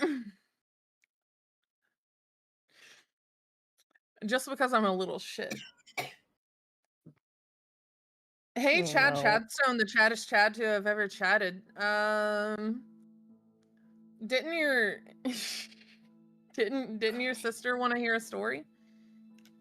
Wait, are we? No. What? You are in the tiny hut right now, but give me a moment. Okay. No. We'll be back tomorrow. Hopefully, whatever has happened will So- happen. Regina, Oh God. your skin is now very tanned instead of pink. Oh damn. Zara, your potato turns back into a loot. Okay. Maderick's Is eyes Jelly's get eye wide. still pink or purple? Do what? Sorry. Is Jelly's eye still purple? Yes, absolutely. So is Regina's, by the way. Okay. Funny that one of my eyes is pink and the other one's purple, considering that Aurora has one purple eye.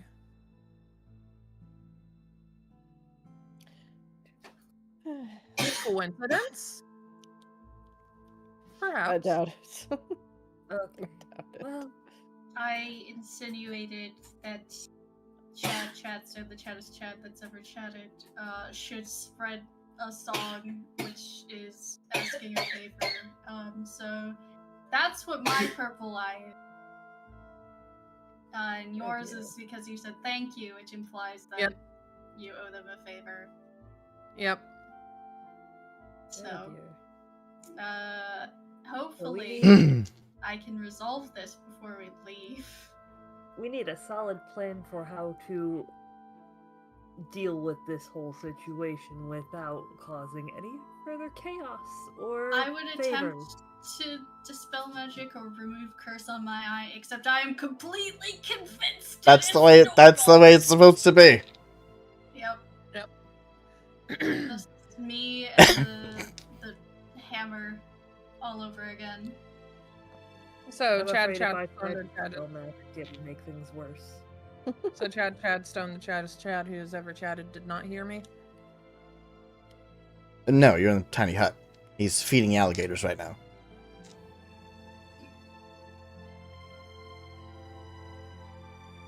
Jelly is going to bed. The loot is no Fine. longer a potato. Go to It bed. is bedtime.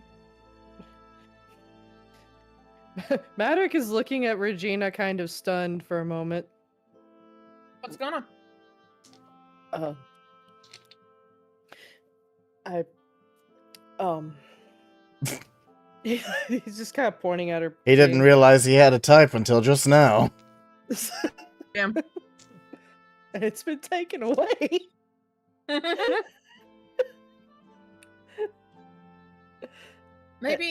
Maybe if we go to sleep and we'll wake up and it'll all be normal again.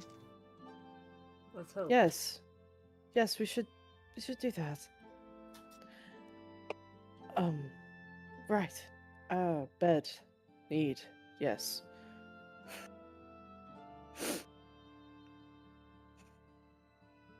Arthur just unrolls his bedroll towards the closest bit towards Chad. Chadstone, the Chad who've ever chatted. And sits down on it, facing Chadstone, the chattest Chad to have ever chatted.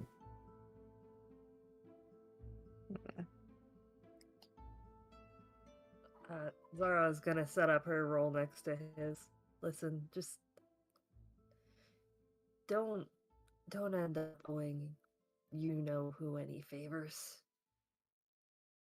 Please. I do not plan on conversing with anyone tonight.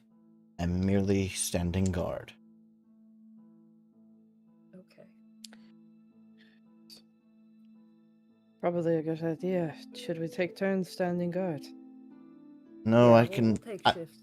I can handle it. You should all get your rest. We'll all get rest. Justice must rest if we take turns, but you'll get no rest if you stay up all night. My armor can detect magic being cast on it. But I have to be awake Okay. to realize what was done to it. Well, no magic should be able to get in here at the tiny hut. And yet, that one's skin tone changed, and your loot turned into a potato. Only for a little bit. So something got in. Yeah. Which means no one is safe right now, which means I couldn't What if- sleep if I wanted to. Maybe, but I do believe Warner was right. So as long as we hold our tongues, there shouldn't be any problems. Still don't know what's causing it. It's exactly what Warner said. Don't disrespect. Right, but I don't know of anyone who's disrespected it. People have different notions of what respect is. For some people, it's respecting others is leaving them alone. For some people, it's taking care of them. And when Fae are involved, There's still rules to it. yeah. Bit convoluted, but still there. Yep. I just haven't figured out the pattern to this one yet. And you think you will, just in one night, sitting here in a hut? Better than not. I'm not gonna sleep anyways, I might as well try to get something useful out of it. Okay, fine. I tried. I'll go Sorry. sometime.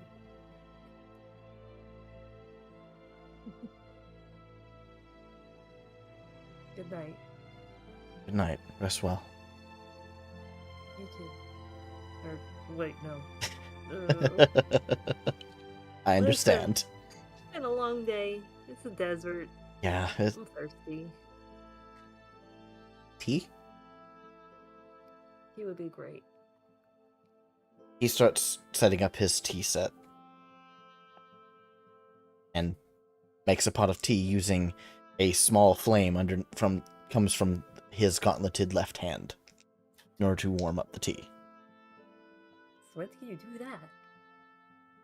I've had a wizard cast small magic from Gordwin by a rune to my hand so I can make tea on the go without a campfire. You would. Okay. It's useful. Yeah, it is. It's very cute.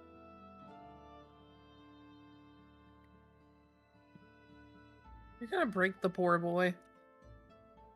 I'm not trying to. He hands tea out Last time, to Zara, and then looks at the rest of you. Anyone else want tea? yeah, sure, I'll take some tea. Hands a cup over to Regina.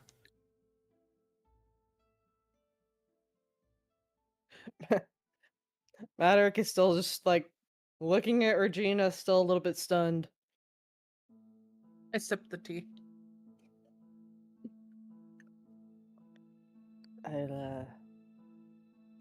Yes, I'll have some.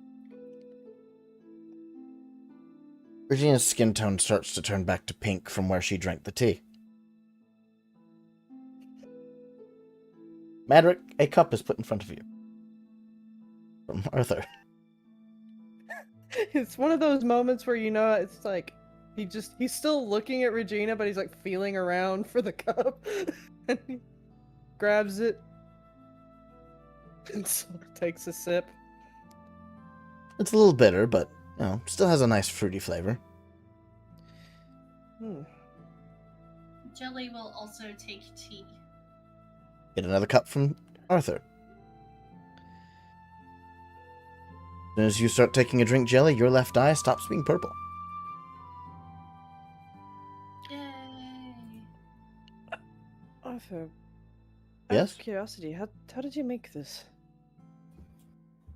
Do you want the honest answer? I would prefer it, yes. Oh, you're not ready? Well, I just sort of grab a bunch of the herbs that I've stashed away and mix them together to make tea. Oh, by the gods, my mother would be beating her brains out right now. I am Oh, no yeah. alchemist, but my luck is very surprisingly good for tea. It would have to be. Mm.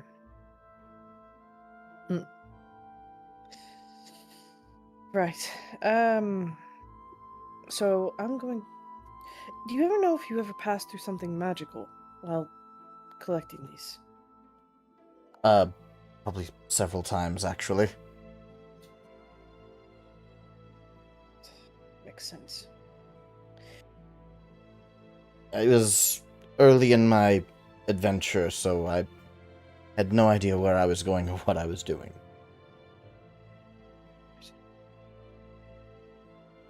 Do you have this in mass quantities, by chance? Well, I haven't run out of herbs yet, so I'm not sure, to be honest. I'm only asking because they seem useful. Well, yes, I've been having tea pretty much every day now. I do believe since Zara has examined the tea that she knows pretty much about what's in it, so I could give him a list of the ingredients. You can name most of them. There's a couple of them you've never seen before. I'll try and Like you're pretty sure there's a leaf in there, like a shred of leaf that's glowing slightly. Leaves aren't supposed to glow. Describing that. Matter, your alchemical knowledge tells you. Man, I don't know. Shit, man. I don't know. Leaves ain't supposed to glow. This is some pure science. Very much. I don't know if pure is the right word for it, but it's definitely science. God, I wish I had more time to study these things. Going to have to leave soon too, dadgummit. Notes for later. Arthur takes his helmet off and just starts rubbing his eyes. I'm sorry, what?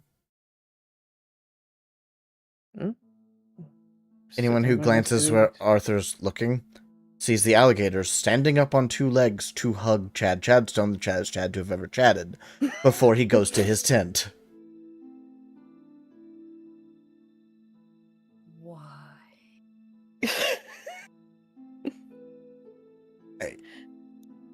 I don't... This is gonna be the longest 2 days.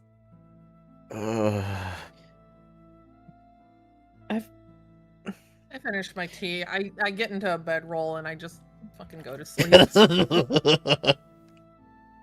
Is Regina's eye still purple? No. As soon as she finished the cup, her eye went back to normal.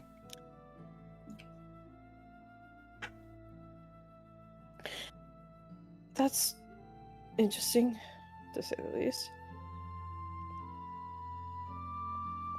I usually dread going to sleep. I don't think it'd be so bad tonight.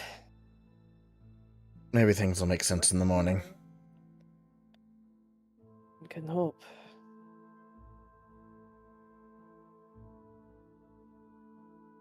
Well, good night, I suppose. Good night. Good night. Good night. Well, everyone goes to bed. It's a nice, long rest for everyone. Break of dawn the next morning. Jelly, you're the first one awake. Are not in the tiny hut. Oh no. Oh, You're no. currently in the bottom of that pond that Chadstone the Chad have ever chatted had made the previous night. Everyone else, you're still in the tiny hut. Perfectly fine.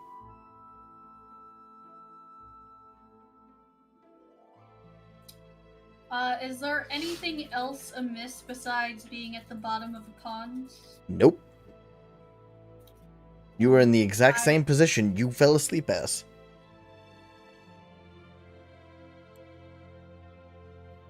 I get up and I leave the pond. Arthur, you see Arthur, like, see you come out of the pond and just, like, do a double take back at your bedroll. Because his head just sort of comes out of the tiny hut, opaque dome, and just, like, looks at you, and, like, kind of looks back at you, and as you get closer, he's like, how did you end up in the pond? You didn't move. I don't know. I have a feeling I'm gonna have a headache by the end of this day. Yep. The rest of you wake up. Talk as little as possible. The rest of you wake up. It's a beautiful morning. The sun's just barely breaking over the horizon. Sand all around you for days and days, it seems. And Chadstone, the Chad who've ever chatted, is stepped out of his tent and is starting to break down his tent. I've never dreaded rolling a d4 so much. Ingrid. This is delightful. Oh, The good news is you had goodness. Maderick out the night before, so meticulous notes were made. Yes, very much meticulous. It won't matter. Ingrid. Because it's a McKay! No. If it is. I haven't rolled yet. Go ahead, I haven't rolled roll, yet. by all Okay, means. okay. Let's do it. Please. It's Maderick again. Oh my god. Oh my god. Ingrid does love. Oh. Angry loves me this much. That dice roll tells me so. Ooh, that 4 is just staring at my eyeball. So, Maderick is up again.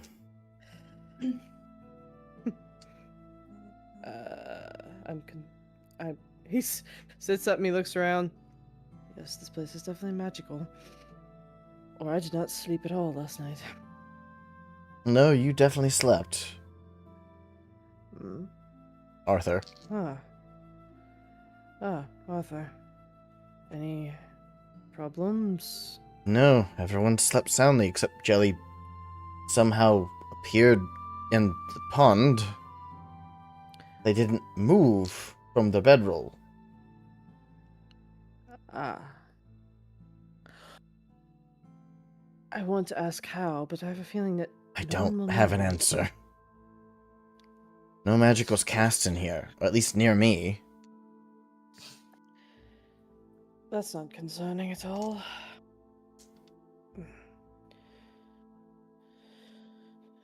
I suppose this is a little bit better of an outcome for the most part. I did not want the other to come out.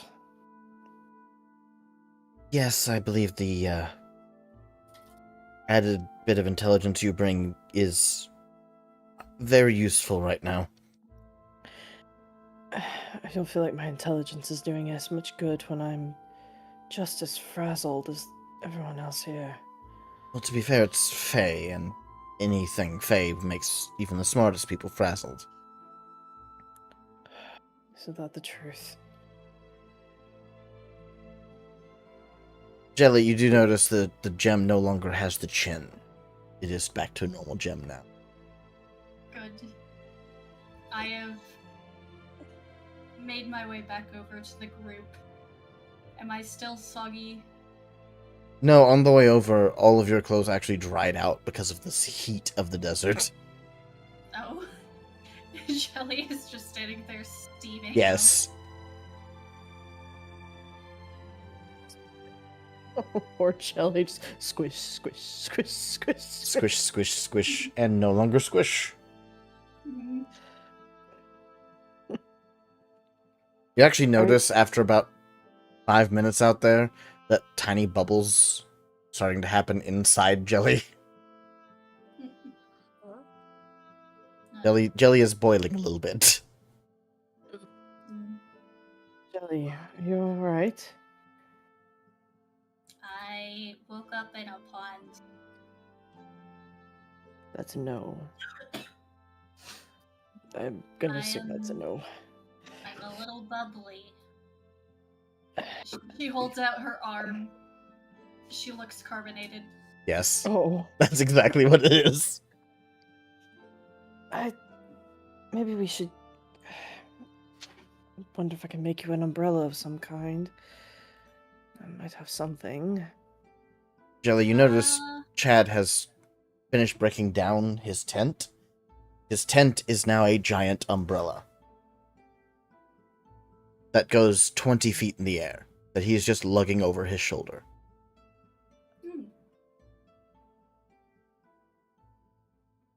Chad and Mary Poppins.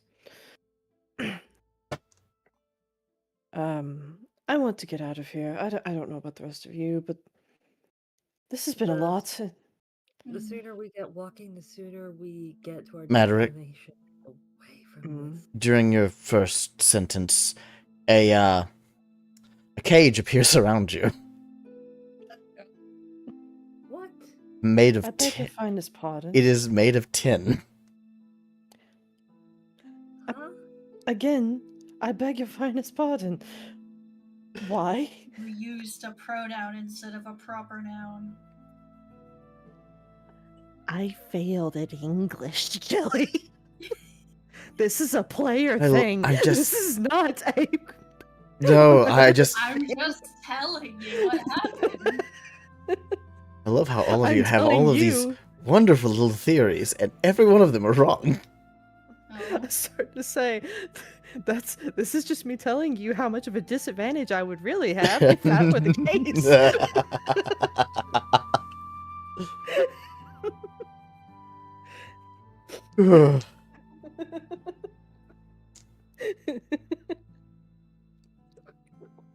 Matter looks around and touches the tin. Is it hot? No, Is it's normal tin. It's a very weak metal. Can you just like? Yeah, take it out of he it? could literally just bend it open. It's Right. basically just made of tin cans. He just grabs each side and just like moves it open. Yeah. 0 issues. Sorry, do not make me make a how's strength check. Fuji doing? Fuji is still asleep. In your bedroll. I'd like to Around where your head would have been. I'd like to wake the fox up. The fox cracks one eye open and like glances around. And then it stands up, shakes a little bit, yawns real big, stretches, Big stretch. and then shakes again, and this time whenever the fox shakes, it shakes back up into Fuji. Ugh. Ugh, sorry, I needed to sleep a lot more than I thought I did. Where are we how are you at? feeling? I'm feeling fine, actually. Wonderful. I believe we might be in a He just Magical? he like stops and starts sniffing the air. Why are we in the Feywilds? Regina, like starts. We're in the what? Regina, make a wisdom What? saving throw. Ah, shit.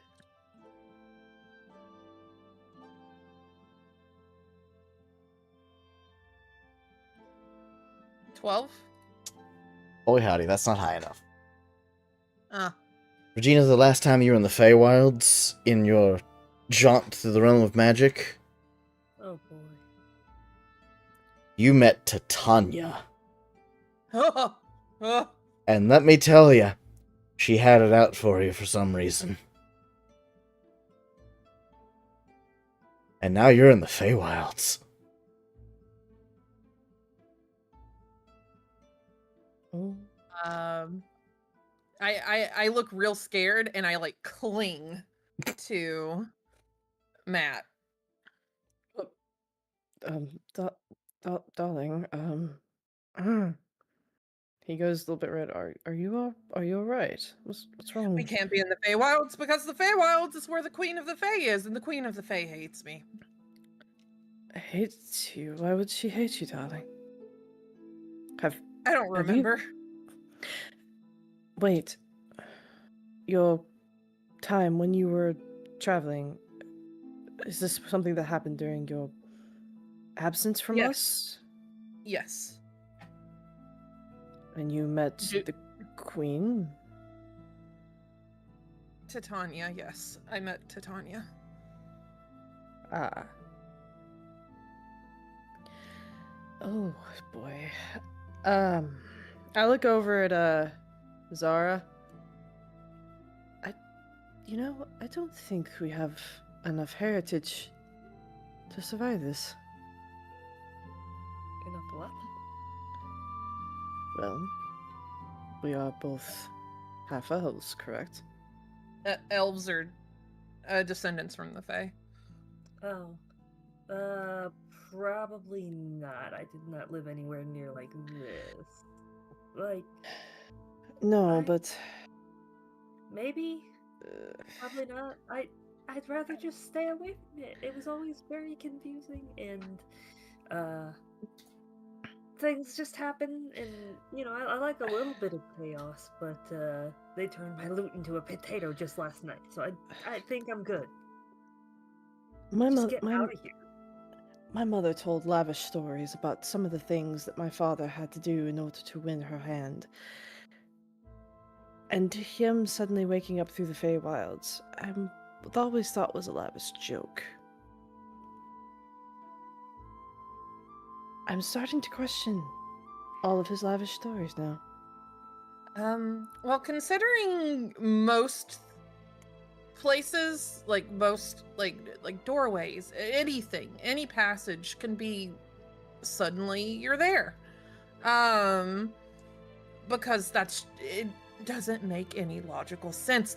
They don't make any logical sense. There's nothing about any of it that follows any sort of magical theory. Doesn't surprise me. I get out. Everyone in the party hears Chadstone, the Chad who've ever chatted, call out, "Ah, there you are, old friend. I was wondering if you'd catch up to me. Did your game of hide-and-seek run well?" Regina, would you mind playing Aurora for me? I would be delighted. Hold on, let me... You must check your DMs first.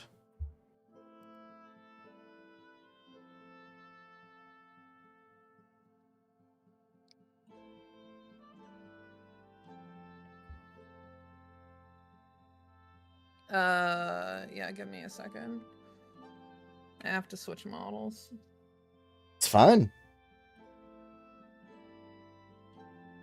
Where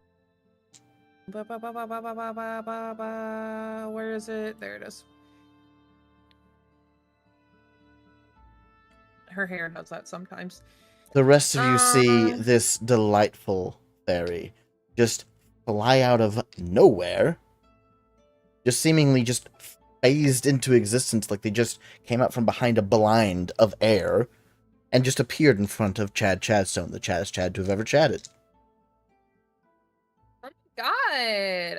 Chadstone, the chattest Chad to have ever chatted. How is it going? It is so delightful today. I ran into a group of adventurers that need help getting through the desert. So, of course, I offered my aid to them. Today we should reach the house and be able to see my younger sister. Oh, okay. Tell me, Chadstone, the chattest Chad to have ever chatted.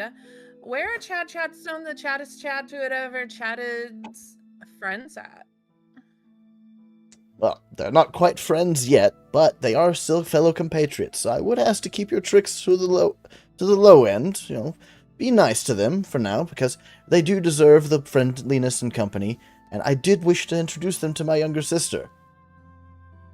I am like the friendliest person ever. And also, I never play tricks. Chadstone, the chattest Chad to have ever chatted. Well, I need to go and make sure they're all awake and ready. And he starts walking over towards your tiny hut with his giant 20-foot-tall umbrella that covers about 15 feet around him in shade.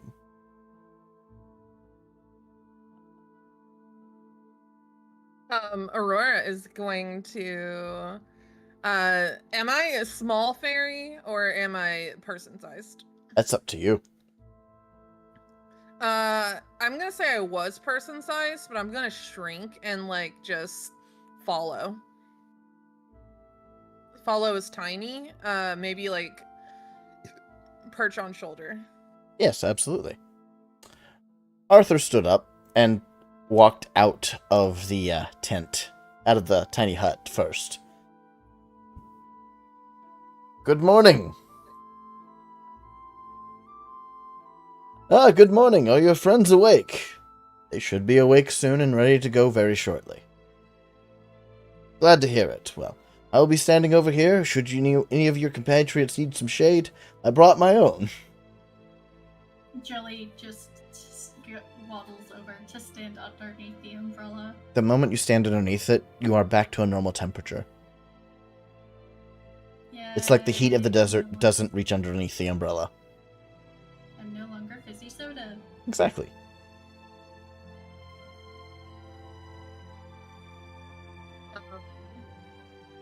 Aurora is gonna wave at everyone. Hi, my name's Aurora. Can I have your names? No. Drat. Miss Aurora, what did I ask you about the tricks? You little trickster, you. Chadstone, the chattest Chad to have ever chatted. I can't help it sometimes, you know? I understand. It is a work in progress. But I would ask you try a little bit harder just for me. If you don't mind. I mean, if you're unable to, I'll gladly help. Oh, no, Chadstone, the chattest Chad to have ever chatted. I am good. I'll be the goodest of boys. Well, you're already that.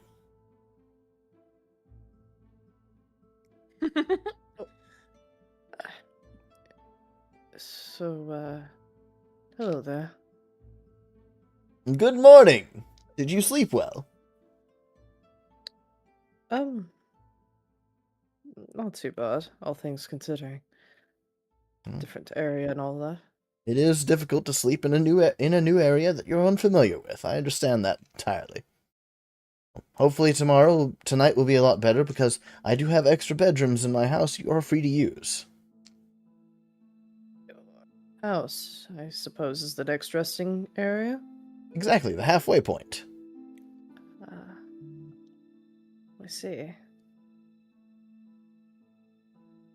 Well, best be going. This heat can't be good for us, right? Of course. That's why I brought my umbrella. All right, Of course. I'm ready to go. Everybody all packed up? Yes. Love, I'm sorry, Aaron. Yes. Does Regina recognize Aurora, considering whose daughter she is, typically? No. Okay.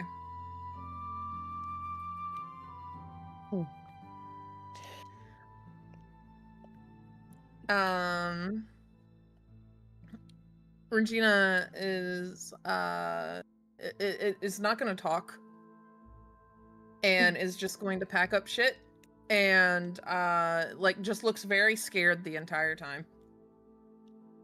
Maderick, when she gets a hand free, will reach over and grab her hand to calm her. She jumps like because it's unexpected, and then she looks over and sees that it's you and like looks a little bit calmer. He gives an apologetic look. Sorry. Chad immediately looks at both of you. There's something wrong.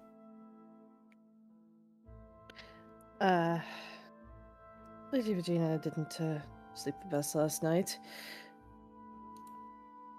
Oh shit, did you have nightmares?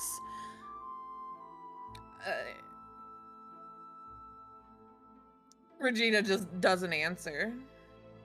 It is very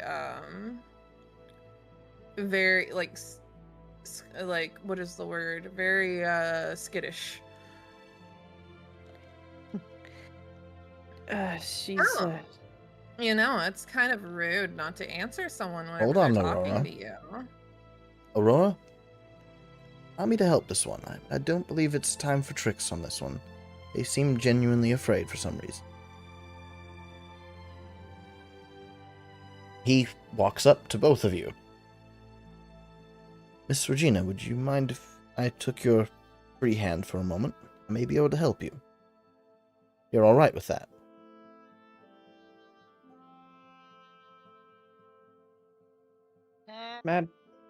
Maderick like watches for a moment, but is kind of like just gonna. He pulls her a little bit closer. He's like, she's a little nervous. I understand, but it doesn't seem like this nervousness is born of recent events.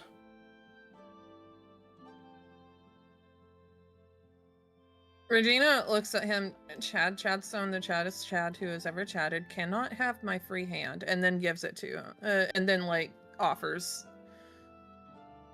He gently grabs Regina's hand. And Regina, for a moment, your hand just feels warm for a second. And then, after a couple more seconds, clarity. You realize throughout the entirety of your panic this morning that just being in the Feywilds brought up memories, but you know for a fact that Gordwin didn't happen the way it did in the realm of magic, so you're obviously on a different path. So there's no way Titania knows who you are.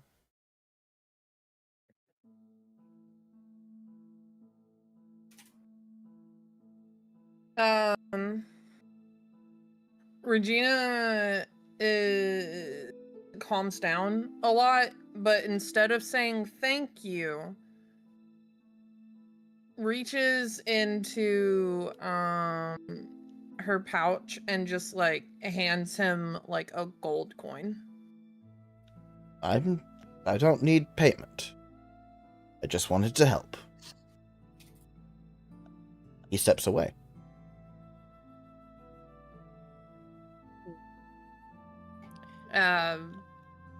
Okay. She puts it in a pouch, back in the pouch, and Aurora is eyeing her with like a little bit of a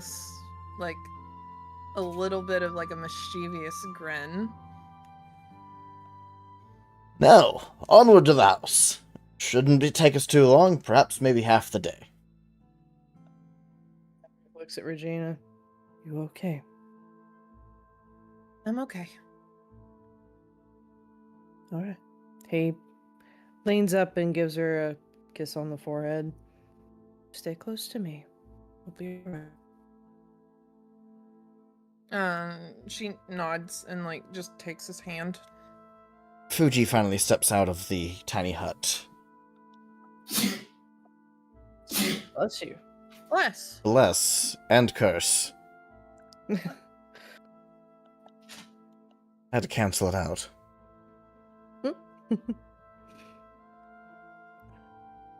But, Aurora, this is the first that walks in mortal form. everyone knows the first in the Feywilds. Is this something that I would be afraid of, or something that I'd be like, oh shit, what up? No one has ever tricked the first. Oh, don't do it.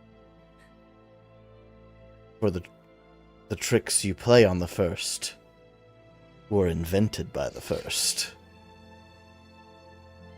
The moment Fuji's eyes lock onto Aurora's, Jelly, you notice immediately Fuji's entire body relaxes.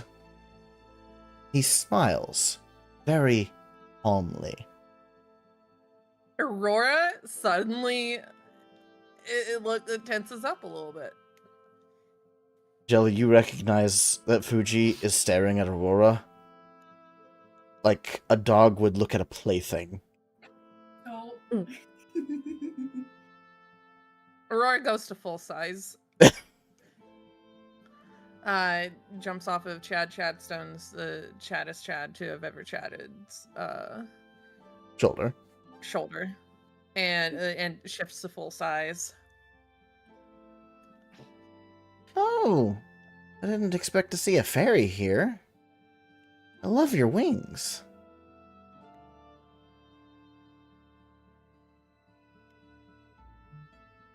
Grow myself. Doesn't say thank you.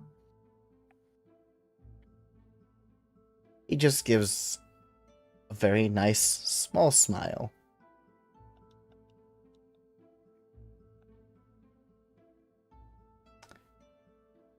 Well, they shine brilliantly.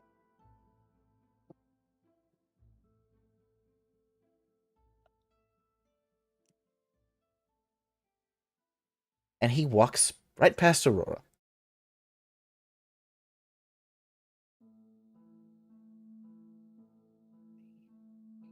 And Aurora, as soon as he like gets close, just like tenses up a little bit. Aaron is just like in everyone else's head. What's going on? Why is the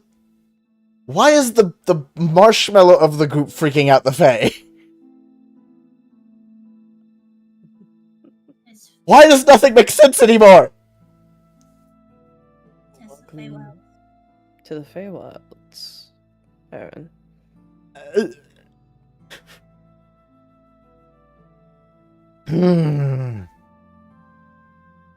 Aurora is going to follow everyone, but the furthest distance away from Fuji. By the way, Aurora can hear Aaron. Oh. Every Fae creature can.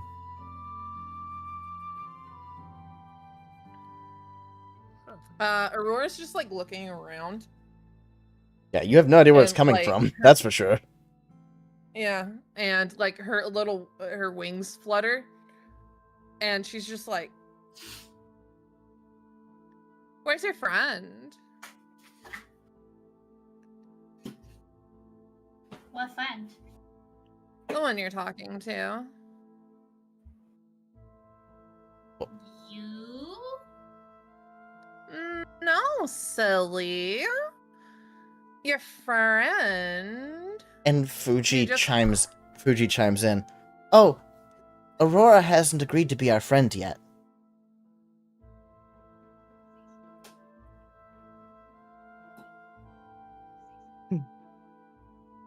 She clams up. You never told him your name. Nope. Well, no, I did. Actually, whenever I came up to everyone, I said, "Hi, my name is Aurora." That was Well, outside can of the I have tiny your hut. name? Ah.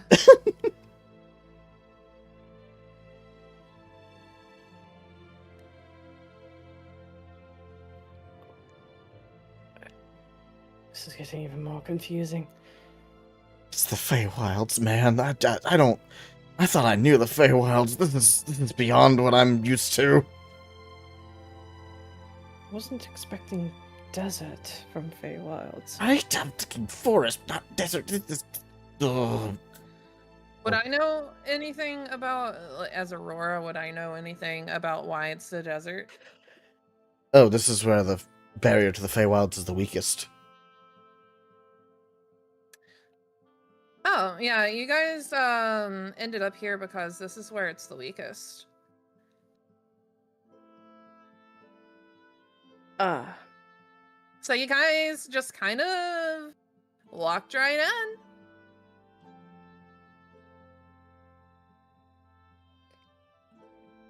well, only just to get to where we need to go, and then we can be pausing our ways, of course. We don't want to be a bother. Oh, where are you going? They head to the Magic City.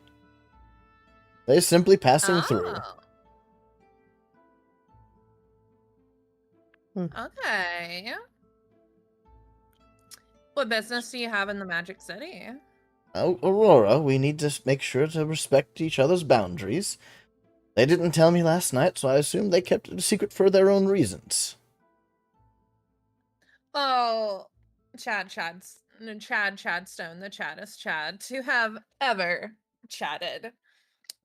They haven't told me that they don't wish to tell me, therefore, it's not a boundary yet, is it? Oh, you and your tricks.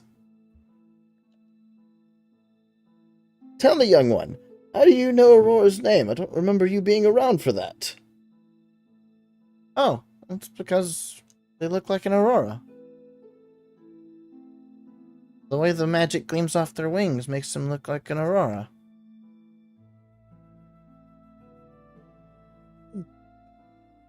Usually, fairies are named after what they most resemble.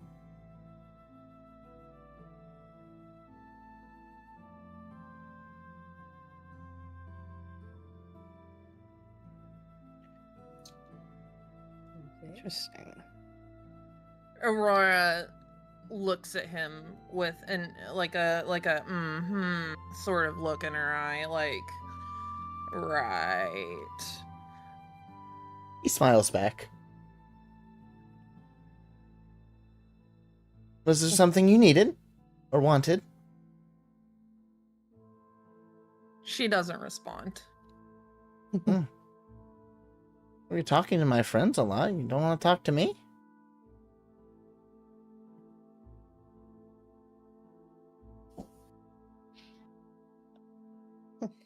She Well, didn't Whoever really. you are. I guess the conversation is over. Maybe we should all just get walking. Oh, Chad has started walking already. Excellent, let's go. Yeah, Aurora just like looked at Fuji at that last statement. I know who you are. Well, yeah, I'm Fuji.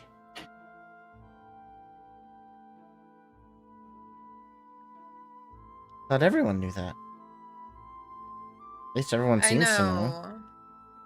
I know not to try and trick the god of tricksters. Fuji looks very confused. But I'm just Fuji.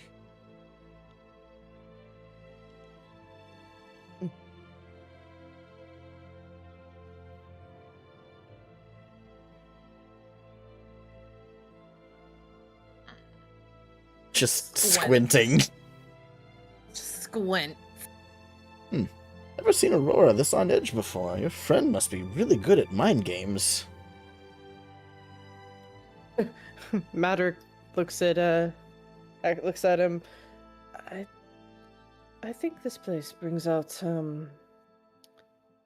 sides of all people that we weren't all expecting. I suppose so. Certainly was not expecting that. Well, it should be fine. I get to show you the sand falls up ahead. Oh, beautiful things. Instead of waterfalls, they're just loads of sand that take updrafts from the nearby superheated part of the desert and just start falling in droves like giant waterfalls made of sand instead of water. Huh. Oh, That yes. sounds interesting. It's right next to the eternal glass. What? Well, yes. Glass. Yes, the part of the desert that's eternally glass. Shit, you guys are gonna love the Eternal Glass. Just don't get too close. It's very hot. Maybe we should not get too close to that. Oh, we only see it from a distance, I assure you. No traveler goes through that area. Unless you guys, like, have an egg that you'd like to cook. It might get burnt, though. That's why I brought my umbrella.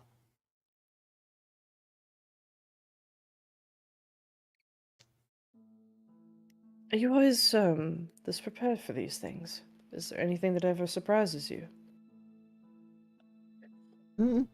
Not recently, no. I mean, the glass desert thing took a while to get used to, but after about a year, I came up with something to actually help with it. Plus the umbrella. I'm still working on a flying carpet, though.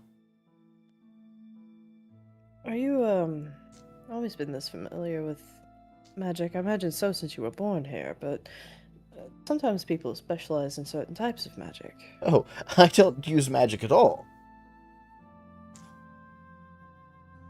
I see. He looks at the umbrella. There is magical properties to the umbrella, plain as day. You use no magic. No, I understand. couldn't cast a single spell in my entire life. Right.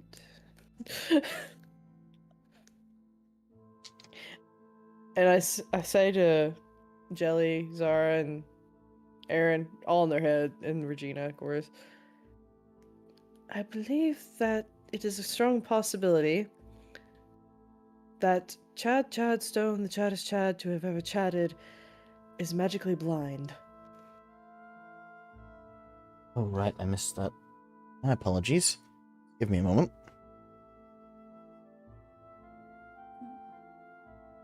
It was 3 times, by the way. 3 times, good.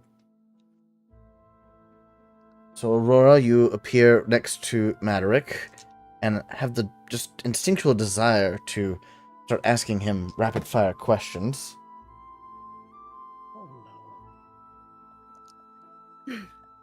Oh. Madarick. You are unable to lie and withhold information for the next hour. Oh, come on! Okay, third one. Hold on. That was just very unlucky. Oh, good news is you have an anti-magic field on you. Does that mean that the other spells cancel out, or...? It's not a spell. Huh. Chadstone. The chattest Chad to have ever chatted. Did I say it right? You said you. To Chadstone. I said you? I didn't say his name. Okay. Yeah. So I'm gonna clear this up. Otherwise, it's gonna be a long night. Anytime you refer to Chad, you must use his full name. You cannot say you, him, or that guy. So anytime you refer to Chadstone, the chattest Chad to have ever chatted, in any way, you must use the full name of Chadstone, the chattest Chad to have ever chatted. Okay. What little English I did have is now even more broken, so thanks for that. So... Aurora's questions that she's asking you. Can I have your name? Can you do me a favor? And, let's see. What's your favorite color? Would you like this muffin? Would you like this muffin? Materialize as a muffin. Just like rapid fire questions. So, making All of sure I them- understand the premise. I cannot lie Or withhold information? or withhold information. So I have to be forthcoming with everything I say and Okay, truthful. you cannot withhold information, so it's like, what's your favorite color? You can say that. Can I have your name? You can answer honestly that no. No, Okay. you can't have my I'm Right. making sure I understand the premise before I continue in character. Right. You have to answer them all in order, though. So good luck remembering. Because, I will just hold stick on, with hold on. 5 questions. 5 questions, So- 5 questions. I remember 3. So this ought to be fun. I remember the 3 you primarily asked. I don't know if Aaron's was in part of yours or not. Well, they made it part of theirs. So, answer number 1. No. Alright, answer number 2. Answer number 2 was, can you do me a favor? Which is no. Answer number 3. My favorite color is like a, it's a type of orange, like an auburn color. Answer number 4. Ah, shoot, I think it was, do you want a muffin? No, I do not want a muffin. And number 5.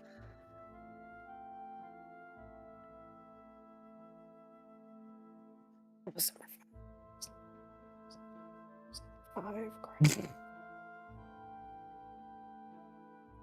I don't even remember what I asked for number 5. I was so caught up with understanding the premise of what I had. I completely missed number 5.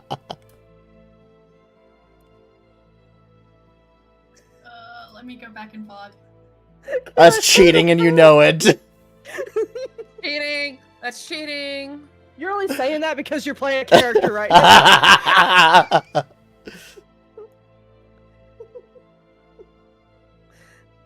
Crap. What was the 5th one? What was the 5th one? It was... I mean, if Maderick doesn't remember. Oh shit. What? Microsoft Sorry? Sam over here, yeah. Alright. We good now? Yeah. Yeah, you're good now. All I heard was... You sounded like you know that the first synthesized voice ever to be created. Oh, gosh. The IBM Yes. singing Daisy. Yes. That's what it sounded like. Okay. Well, if Maderick doesn't remember, he doesn't remember. Unfortunately, player does not remember. I don't know if Maderick has the brain that would remember. He would. I mean, you were just rapid-fired questions, so...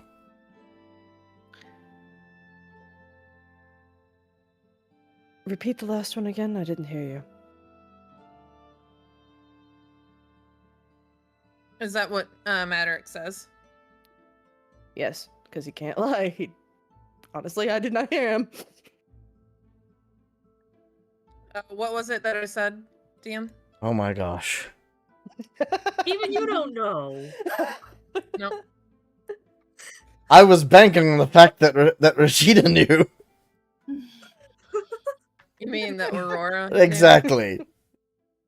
Oh. No.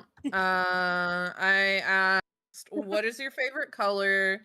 Oh, can I have your name? What is your favorite color? Do you want this or This muffin, no. yeah. Can I have your and name? Can you then- do me a favor? What's your favorite color? Do you Yeah. want this muffin? Blankety. I swear you had a 5th one. We're gonna end it at 4. I We're only had we're 4. taking we're cutting it off at 4. We're fine with 4. Taking too long. Oh my god. Yeah. Yes, I was right. Okay. Okay, so there was 4. Yes. I answered all. We're going with 4. I think there only was 4 that we started clarifying the rules. Cool. Cool, 4 thank done. Because I can't find the 5th one. I was looking- Delightful. We confused ourselves. I think that Aurora was about to ask the 5th one, and then you kind of cut it off to say that we should. Okay. Whew. Okay. Anyway. 4 questions. Done. Got it. Madarick answers them all just as I did. And he does it in a respectful tone.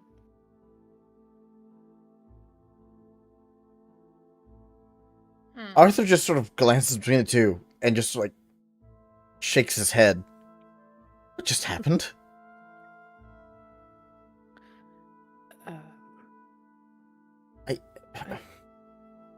You're very curious, lady, aren't you? Oh no, he's saying stupid things. It must be. She just giggles must be the thing. and turns again into a small fairy and goes to perch back on Chadstone, the chattest chat to have ever chatted's shoulder. Up here, this is where we can find the sand falls. And off to the right, behind a series of dunes, you're slowly coming around, you see waves of sand just falling, seemingly out of the sky, to make more dunes that seem to be continually getting smaller.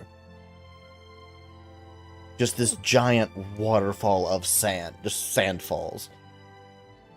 And it seems to go on for, like, about 2 miles. Wow. The way I see it is this is all of the glass from the eternal glass part of the desert that cools off in the air and just re-solidifies and falls across the wind to this one spot where all of the winds just happen to converge. Of course, since the eternal glass is just down the way, all of the sand from this area gets funneled into that area, and turned into glass to restart the cycle.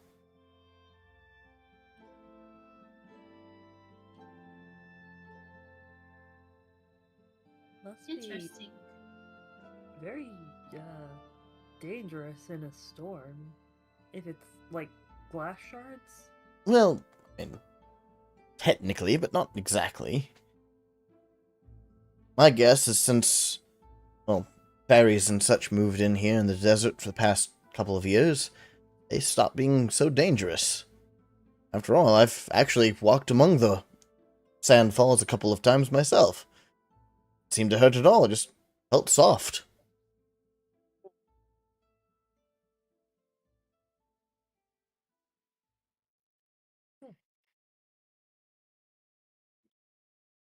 Okay. But this holds very many magical properties. Well, I imagine so. I mean, fairies moved here after all. So, they had to find something here that they enjoyed.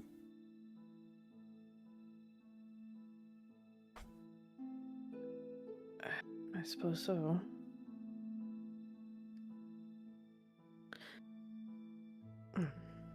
Now, there is a very interesting story with the eternal glass part of the desert, though. See, it's rumored, long before the desert was even a thing, that this area used to be a rather large and bustling city. But in the middle of the desert, in the middle of that city, a great, I guess, insult was thrown at whatever deity was over this area, and a paladin that followed whatever deity was over this area was empowered by them, and they decided to, I guess, make the insults not an issue anymore. They cast a smite that leveled the entire city and turned it into this desert you see today. Thus, the center of where the smite happened is now an eternal glass because of all of the heat in that area constantly melted the glass, and all the light from the glass focused in on itself and continually made it melt itself. They say it was the strongest smite in history. But, of course, those are just tales. No one could have smited something so vast that an entire kingdom fell to a desert.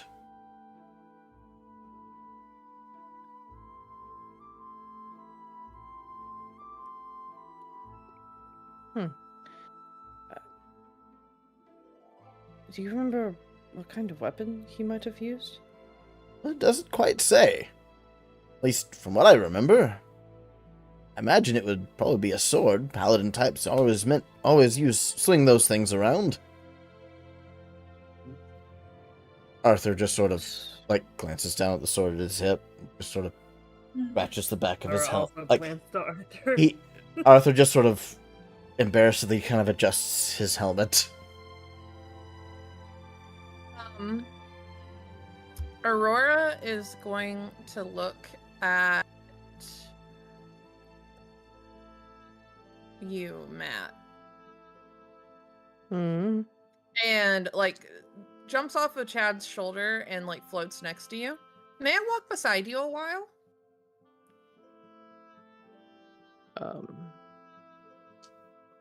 Yes, if you feel so inclined, that's fine. Neat, thank you. And she turns into a full-size humanoid and walks next to you. He said thank you?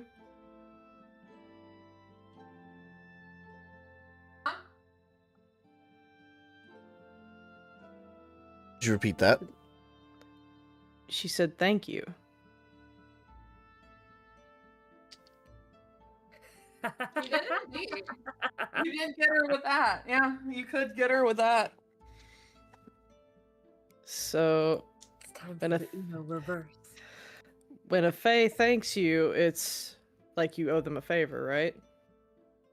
Thanking a fae or The a fae fae- thanking the- you is acknowledgement that you owe them.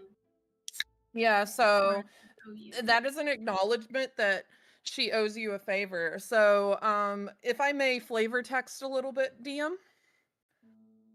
How so? The way that if Aurora owes somebody a favor, usually in Cataclysm at least, it Oh it's yes, absolutely do that. little. By all means. It's a little butterfly. Yeah. By all means. She seems to freeze for a moment. He kind of, you see Matter kind of smile a little bit. He says, "Oh, how generous of you." And a little pink butterfly tattoo appears under her left eye. Ah, fuck. Both of you hear Fuji giggling in the front of the group. Anyway, But on your hand, however, since you just agreed to something, may I walk beside you a while? You do get a little pink butterfly on your hand. You can choose whichever one. the free hand that Regina wasn't holding. Yeah. He kind of looks at her, smirks, and he acknowledges his hand, but he holds it up, and he still has that smirk, as if he knows.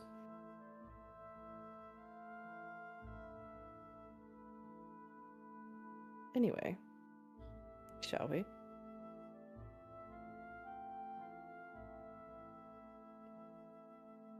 She doesn't respond. She's pouting a little bit.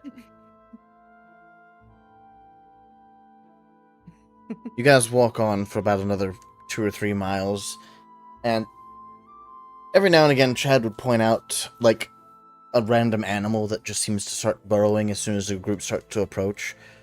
Dangerous snakes that would just burrow and run away the moment Chad came into view.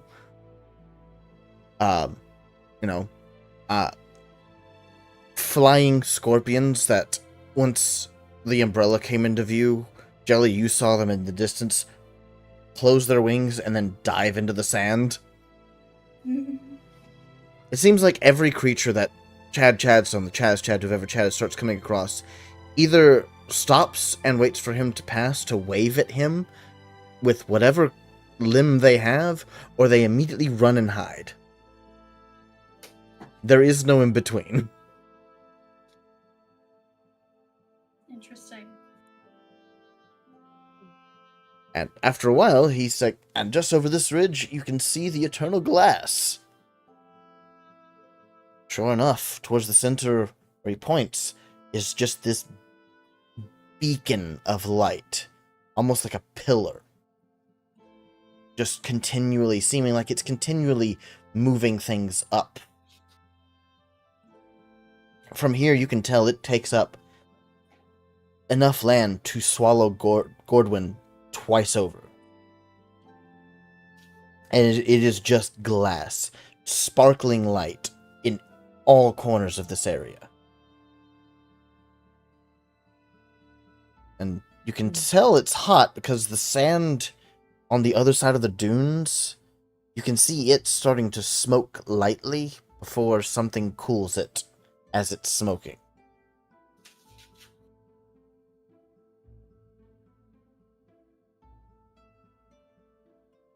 What is that?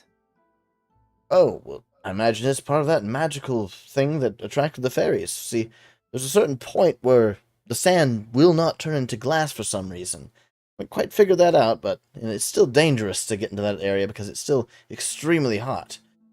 I tried to toss a bit of fried meat there over there one day, and it didn't even make it to before it burst into flames and turned to charcoal.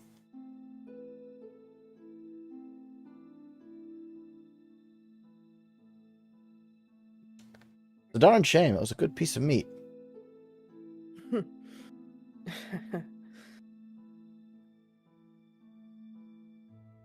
But it's still a neat thing. Like, it's a sight that no one in the world has, unless they walk through here. Intriguing. I think so. I mean, what's life about if not garnering new and wonderful experiences? I'm sure with this place, it's always a new experience. Every day. Oh, most definitely. May I keep the memory of this occasion? No. No. No. Hmm. Hmm.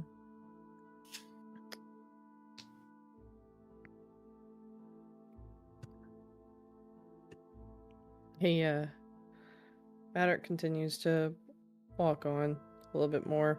He looks down to check on Regina. So- Regina, like, just squeezes his hand. I'm okay. All right. It takes about half the day, about high noon, whenever you all do finally see something in the distance. It kinda looks like a home, a bit run down. There's kind of a fence there that's half buried in sand, and a little bit more than a shack. Not really a house, like he had described. But it's something. There is a structure. Yes. It doesn't look like a complete structure, but there is a structure. Ah, home sweet home. Ah, my younger sister will love to meet you all. Alright. Oh. So, tell me, Chadstone, the chattest Chad that has ever chatted, have you... Chadstone, the chattest Chad has ever chatted, built this place? Yes, I built it with my own two hands. Of course, it doesn't look like much from a distance, but there's a certain charm when you get closer to it. I think it's the sand blindness. I think there's just something about when I make something with my own hands, it means so much more. Wouldn't you agree? Piss.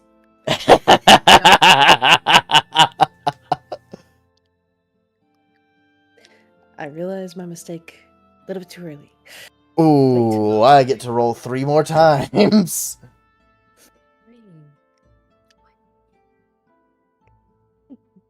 Three. Let's see. Well, this one's more of a helpful thing. You can take one additional action now. Cool. Not sure what yet. Well, just you have a temporary extra action. Think of it like an action surge. Oh, okay, cool. So,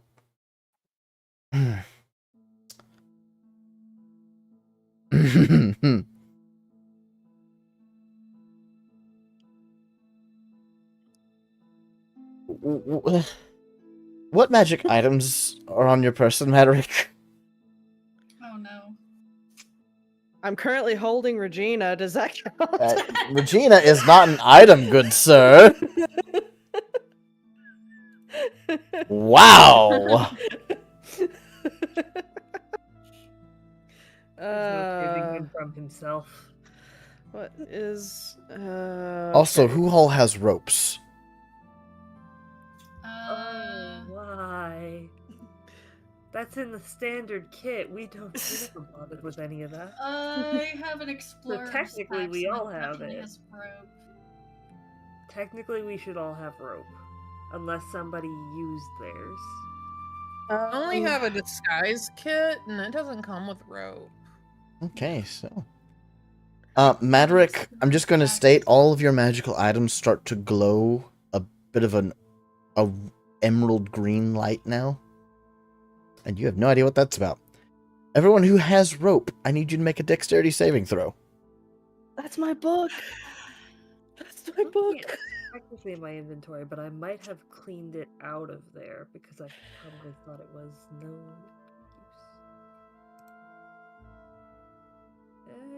If it's not in my inventory, I'm gonna say it's not in my inventory.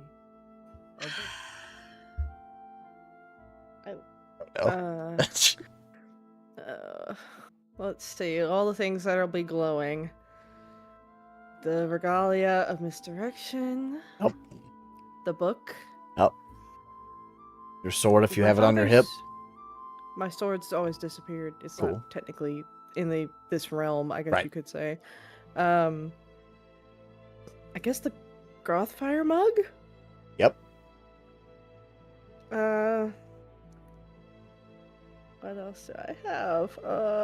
We're just going to say all of your magical items are glowing in emerald green Yeah, now. I'm just looking at them because I'm like, oh crap, my book, my. Maderick, is do my you have father's rope? Necklace Yes. is not. What kind of pack do you have? That's been a long time ago. I think the one I got was the one that come with. I think it was like the Scholars pack because it had the book. Scholar's pack doesn't have rope. So I think it's just me. Just you. What'd you roll for a dexterity save, Jelly? Oh. Oh, no. So, Jelly, you've got two options here. One or two. Yeah. Whichever one's funnier. If I'm going to get pranked by a rope, I want it to at least be funny. So your rope, the rest of you see Jelly's rope just fly out of their body and then just immediately just coil around in a perfect circle and wrapped Jelly to Chadstone, the Chad to have ever chatted, right arm. Now this happened perfectly in time with everyone walking close enough to the shack that everything changed. You were no longer in a desert after you crossed a certain point. You were in the middle of a forest that defies all reason. There are colors here that you've never seen before in your lives. You're not even sure what they are, surrounding this, frankly, amazingly crafted stone house with a very nice white picket fence. There's a unicorn in the back that walks around from behind it. Unfortunately, it does ruin the whole Wanderlust because the unicorn's chin matches the same chin as Chadstone to have ever chatted. And you swear you hear a coming from it instead of a neigh. It's a little disconcerting. And you see another fairy fly out of the house with brightly colored orange wings, flaming red hair, just about the same size as Aurora is full size, but they have a dress on that just flows seemingly into air itself. Find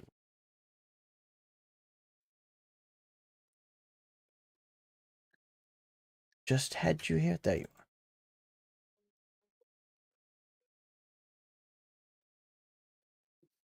Oh, big brother, there you are. Oh, so nice to see you. And you brought some new saplings. Huh? Oh shit, Feo, how's it going? Oh, I'm doing well, daughter. So nice to see you back.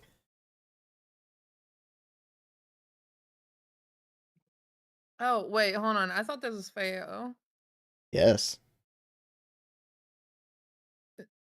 Oh, Titania.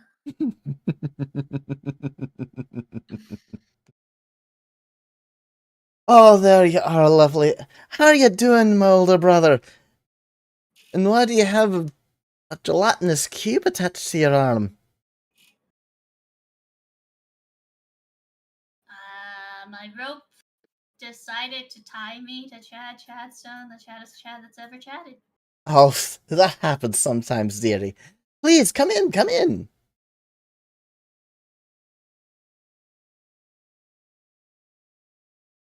Could I get some assistance detaching me from Chadstone, the chattest Chad that's ever chatted? Would you like me to assist you? Fuji has already stepped up next to Jelly. I got you. And starts undoing the rope.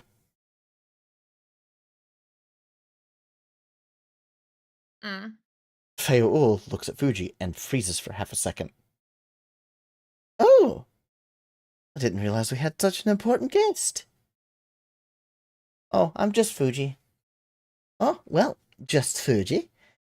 I hope you enjoy your stay here. I know my older brother's probably already offered the house to you. You're always welcome. Of course, as long as he invites you first, of course. My older brother's got a heart of gold, that one. Well, don't worry. See, these are adventurers just passing through to the Magic City. They're just going to stay the one night, and then they'll be on their way. I'll guiding them through safely. As you do, as you do. Yeah, won't you guys come in and stay a while? Fuji, we'll stay as long as Chad invited us.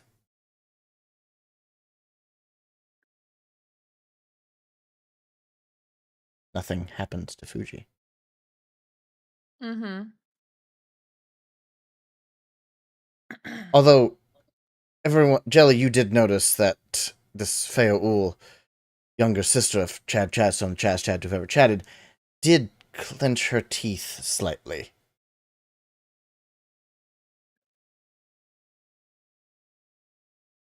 Aurora just has a very tight smile.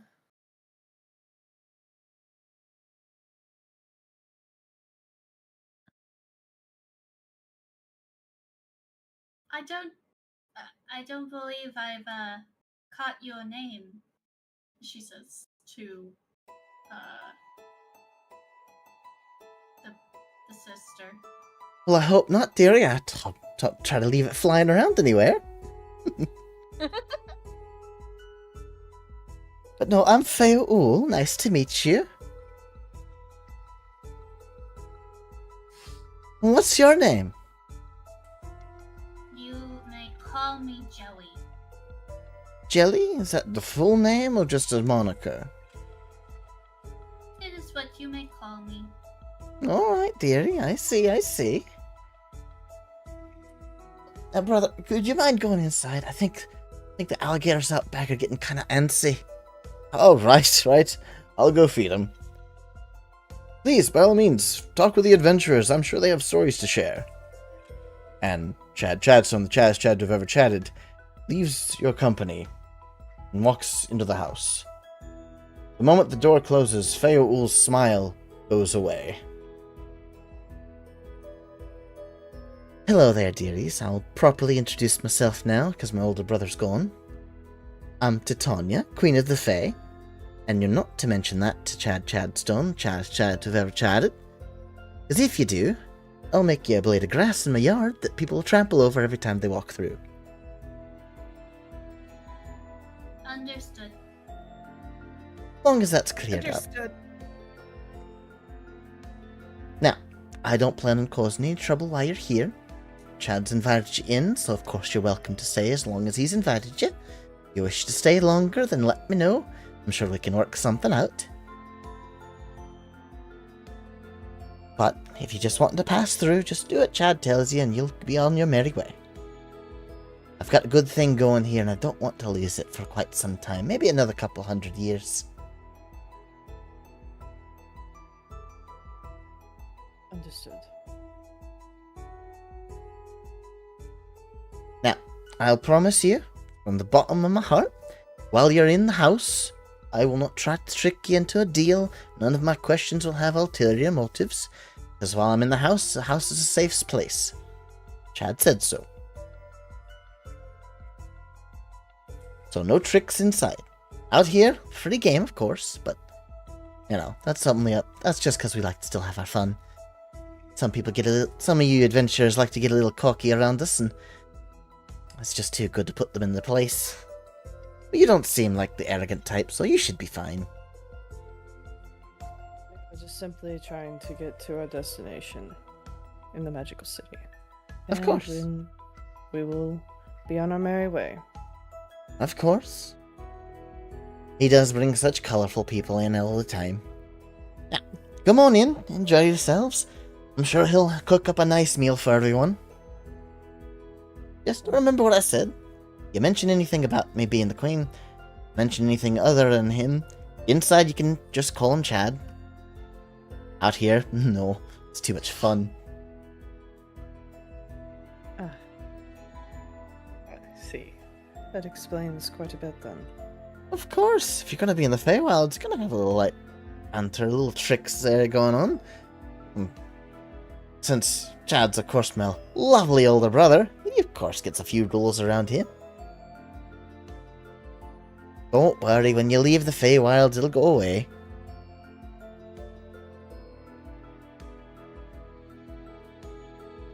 Now, the rest of you going in, I'd like to talk to your little furry friend here.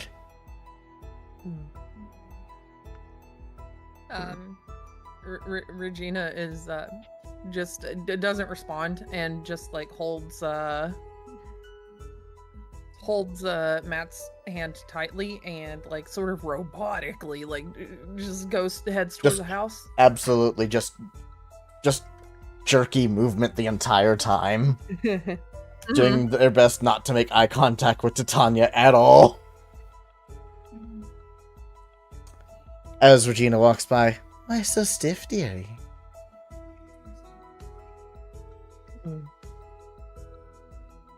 It's like you seen a ghost? Or maybe just something fluttering from your past or something. Eyes go incredibly wide. Run along, dearie.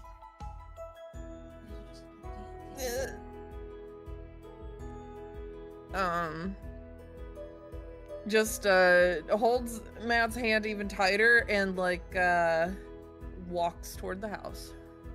Door's wide open. Enter, no problems. Fuji, do you want to talk with her alone?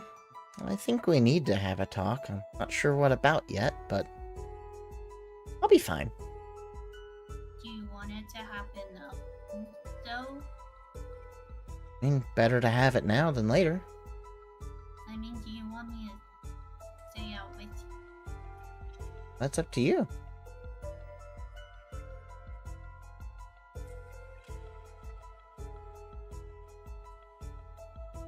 Will I be breaking any rules of hospitality if I stay with for this conversation? Wait, Titania goes to open her mouth, but Fuji says, "You're my friend." And Titania closes her mouth. My friends will stay safe around me.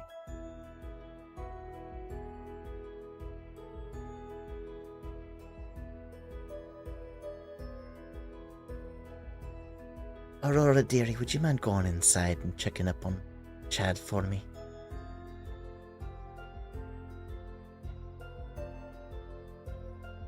Aurora doesn't respond to it, but like flutters inside.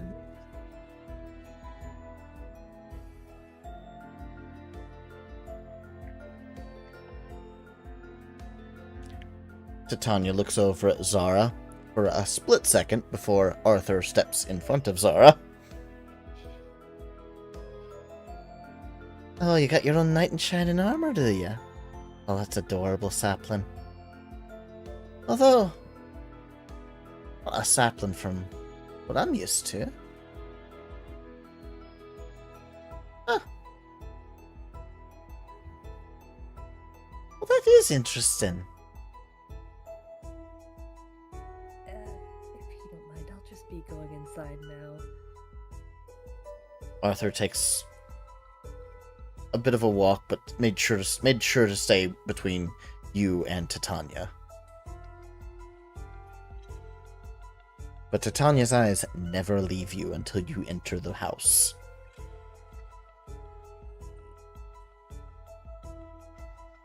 That is interesting. So, are you staying or are you going? Looking at Jelly.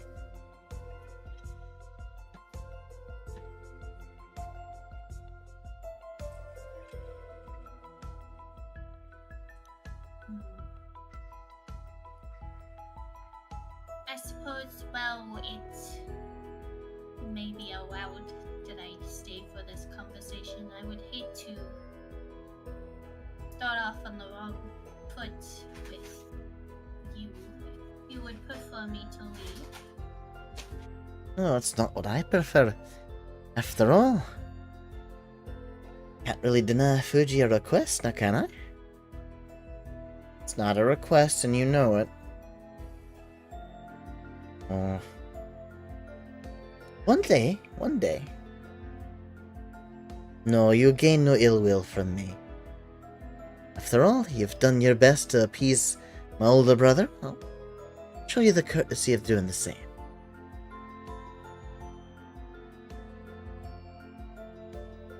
I will stay by Fuji's side for this conversation. Delightful. He snaps her fingers and the door to the house shuts. Now, young one, what are you doing in the Feywilds of all places? Helping my friends. Well, you know that's not the question I asked.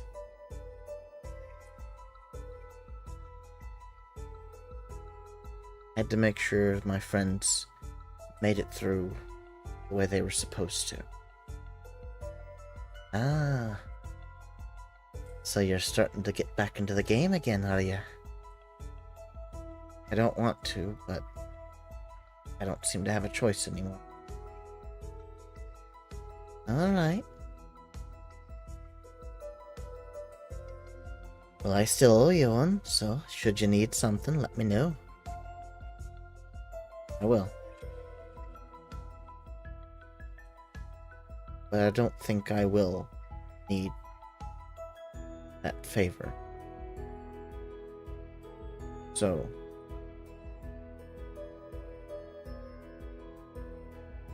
you have my permission to do away with it if you want. Seem to have found a friend here, and I don't want to impose on that. Now, dearie, you know I've got to hold my word true. If I didn't, how would I look my daughter in the eye, little minx? Ah, already captured about 30 with her. How long? Oh, you know, only about 15 more years for the first batch. Second one insulted my older brother. He's the unicorn now.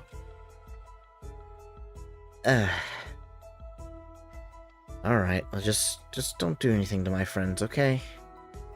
I promise nothing. After all, I told them the rules. It's up to them to follow them. Fair enough. Just, you know I'm gonna intervene if it comes to that. It won't do anything deadly or nothing. Just a little bit of fun. Oh, I do think I should warn you though. Wouldn't visit your trees if they are not shining anymore. Something wrong with them. Thank you. I'll keep that in mind. Aware that there was something. Thank you. Yeah. Alright. She snaps her fingers and the door opens again.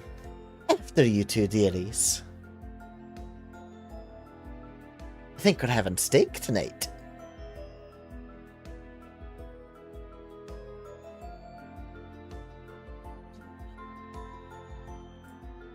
Jelly is silent. She will follow Fuji and but she's keeping to her word. She's staying by Fuji's side for the conversation, but not jumping in part of it. That Right. was not the deal. After everyone goes inside, Fayetul follows you in and closes the door behind her. Ah, now we got the tricks off our backs. Let's all just enjoy a nice meal together, shall we, dearies?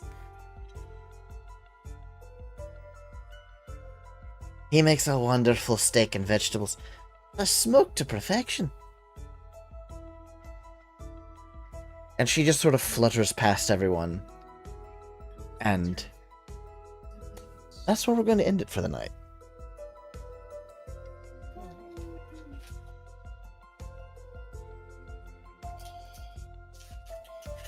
Good one. Nothing horribly permanent has happened, so Right.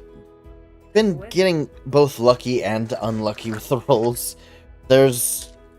You went around like 3 or 4 of them that was polymorph.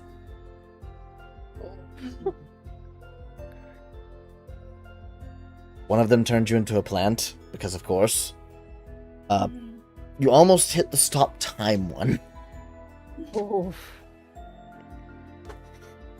That's not great. I can't believe you hit the rapid fire questions from a fairy, along with you can't lie and can't withhold information.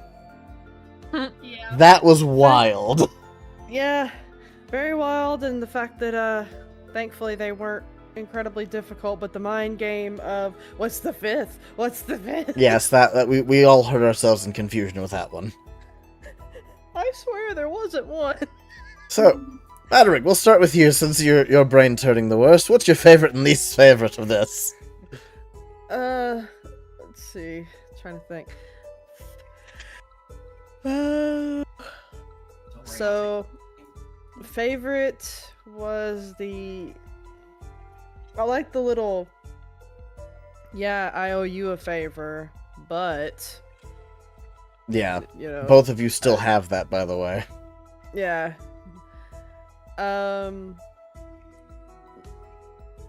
Least favorite, I tried. I swear I tried. I swear I tried. I tried to remember. Hey, it's beautiful. I loved name. how everyone started off this whole thing like guessing like different like fey tricks whenever it has nothing to do with Chadstone. He's just a guy. He's just a guy. He's just a guy. Because I don't. Another thing is too. I don't think. No, none of this has been charming, or that no one's used a charm or anything like that. So. Oh well, with Jelly earlier, the whole purple eye remaining like that's always been the thing was a charm person effect that immediately took hold by the next person that talked to them. Gotcha. Because I was starting to say, half elves can't be charmed, from my Right. understanding. So, That would have fell flat. Nothing would have happened with that. Yeah. Yes. Yeah, I gotta say, DM, thank you for like giving us things that we can actually, use in situations. And it's always been like one of those things that's suck when you get this really cool item, but you never have the opportunity to really use it. Yes. That has always just sucked in D&D games. So Yes. appreciative for actually we get the items and hey, here's the opportunity you could really use something. There are more opportunities in the future. I'm never going Oh, to yeah. give you something that you just, it's there if you want to use it. It Yeah. will be useful in the future if you want to. Like, it Yeah, absolutely will not be a useless item. It's like the story I heard of the ranger who made his designated enemy a goblin in a goblin-themed campaign, only to never find a goblin. Gross. Yeah. No, gross. Yeah. Zara, favorite, least favorite?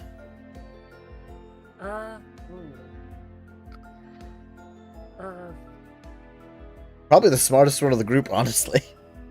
Yeah, but it also kind of does tie into my least favorite, which is like, I'm trying to be smart and reasonably within character, but I'm just like, I'm keeping my head down.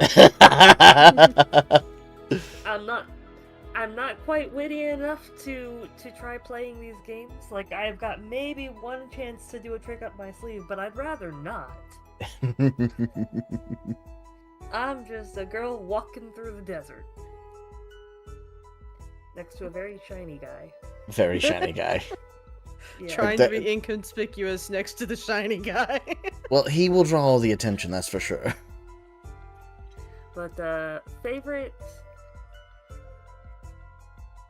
I think I did get some pretty good quips in early on. You absolutely did. Getting Soul to be a little annoyed with me for how funny I was great. Yes, that was beautiful. I prefer something red or pink. Shut up. I think I might have heard swear. No, unfortunately not. I was listening for it. I've been listening for it for years. Keep waiting, buddy. One day you'll crack. Regina, favorite, least favorite? My favorite was getting to be Aurora for a little bit because she is one of my favorite new characters. Least obsession. favorite, least favorite, I'm too polite, and I forgot that I'm not supposed to say thank you. Yep. I'm gonna chalk that up to Aurora being unnerved by Fuji. Yeah, probably. Worked for me. It's still Thank you. fun. It's still a thing I can use later. Oh yeah. Or you. Oh, by the way, what you agreed to, Maderick, is she now basically has permission to walk beside you whenever she wants. For a while can mean anything to Faye. Yeah. So you could just be walking down the road one day and suddenly there's a pink fairy next to you. She has permission to travel with you, basically. That could lead to. Deal. It's not the worst. deal. No, Just it's say, hey, listen. could make it really awkward later on if him and Regina are having an intimate moment. Then Only if he's walking. While walking? you can have an intimate Only while he's moment, like walking down the road holding hands. People are thinking two different types of intimate moments. Yeah. One is thinking a vulnerable conversation, and the other is thinking bedtime activities. Well, I mean, if Aurora interrupts the vulnerable conversation, just keep yapping and make her uncomfortable. Oh, you. That's not going to happen. Sorry, I don't need your barred brain for a moment.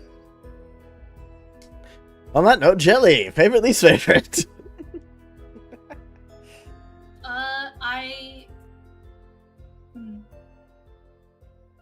I like Faye. I like Faye games. the inability to use pronouns, only being able to use exactly his full name the entire time. That It's a simple thing, but it's something that's a little different than the norm. it was Just a case- enough. I knew it was happening, but I was like, maybe if I address him by name in the sentence, I can then use a pronoun, but no. Nope. No. And so then I'm like, how do I word my sentence while not using pronouns and also not sound like a caveman? It was specifically made for such a long name to annoy you all. It makes talking to him difficult. Well, but And It's not that's the talking to whole... him very easy. Exactly. Like, that's the whole point of this entire section. Of just like, this group of people loves talking to people. They are really good at roleplay. I want to throw a wrench at them. And it's going to be a heavy wrench.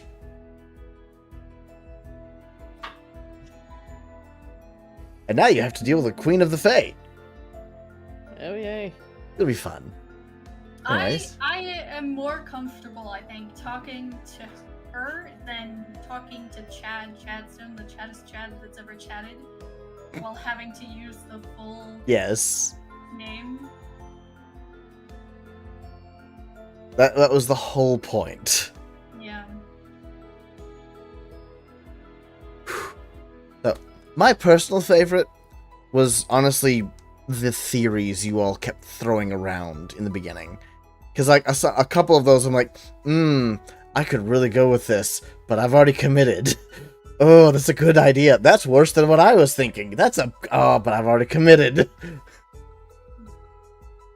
I feel like I caught on pretty quick. You did. I appreciate that. It was nice. I was thinking that the little sister was Aurora for a second, but it's her mom, so... Yep.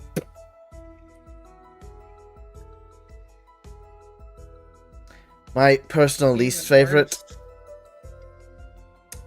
I don't have one. I don't. I enjoyed this far more than I should. Oh, but that is all the time we have for the night. We get to see you all another couple of weeks. We all get to deal with Titania, Aurora, and Chad all in the same room. Thankfully with no tricksy fey tricks while in the house. But yes, it'll be fun. It'll be delightful. Zara gets to get ribbed by Titania a bit more, because obviously there's interest there. Jelly's painted a giant target on her back because he stood out there with Fuji for that conversation, even though she stated that. And Madrix is now Aurora's new plaything. That's going to be just fun. That's not gonna be awkward at all. No, of course not. Won't make things awkward No, between you're you. lucky it wasn't. You're lucky it wasn't McCain, because if it was McCain, she would have been doubly interested, because she has a thing for white-haired men. That's her type. I don't know if Matter can handle two pinkies. I don't know if he can handle all that. Anyways, it was a lovely time. Thank you all so much for being here today. I hope to see you all next week and the week after. Heck yeah. Bye. Take care of yourselves, Toodles.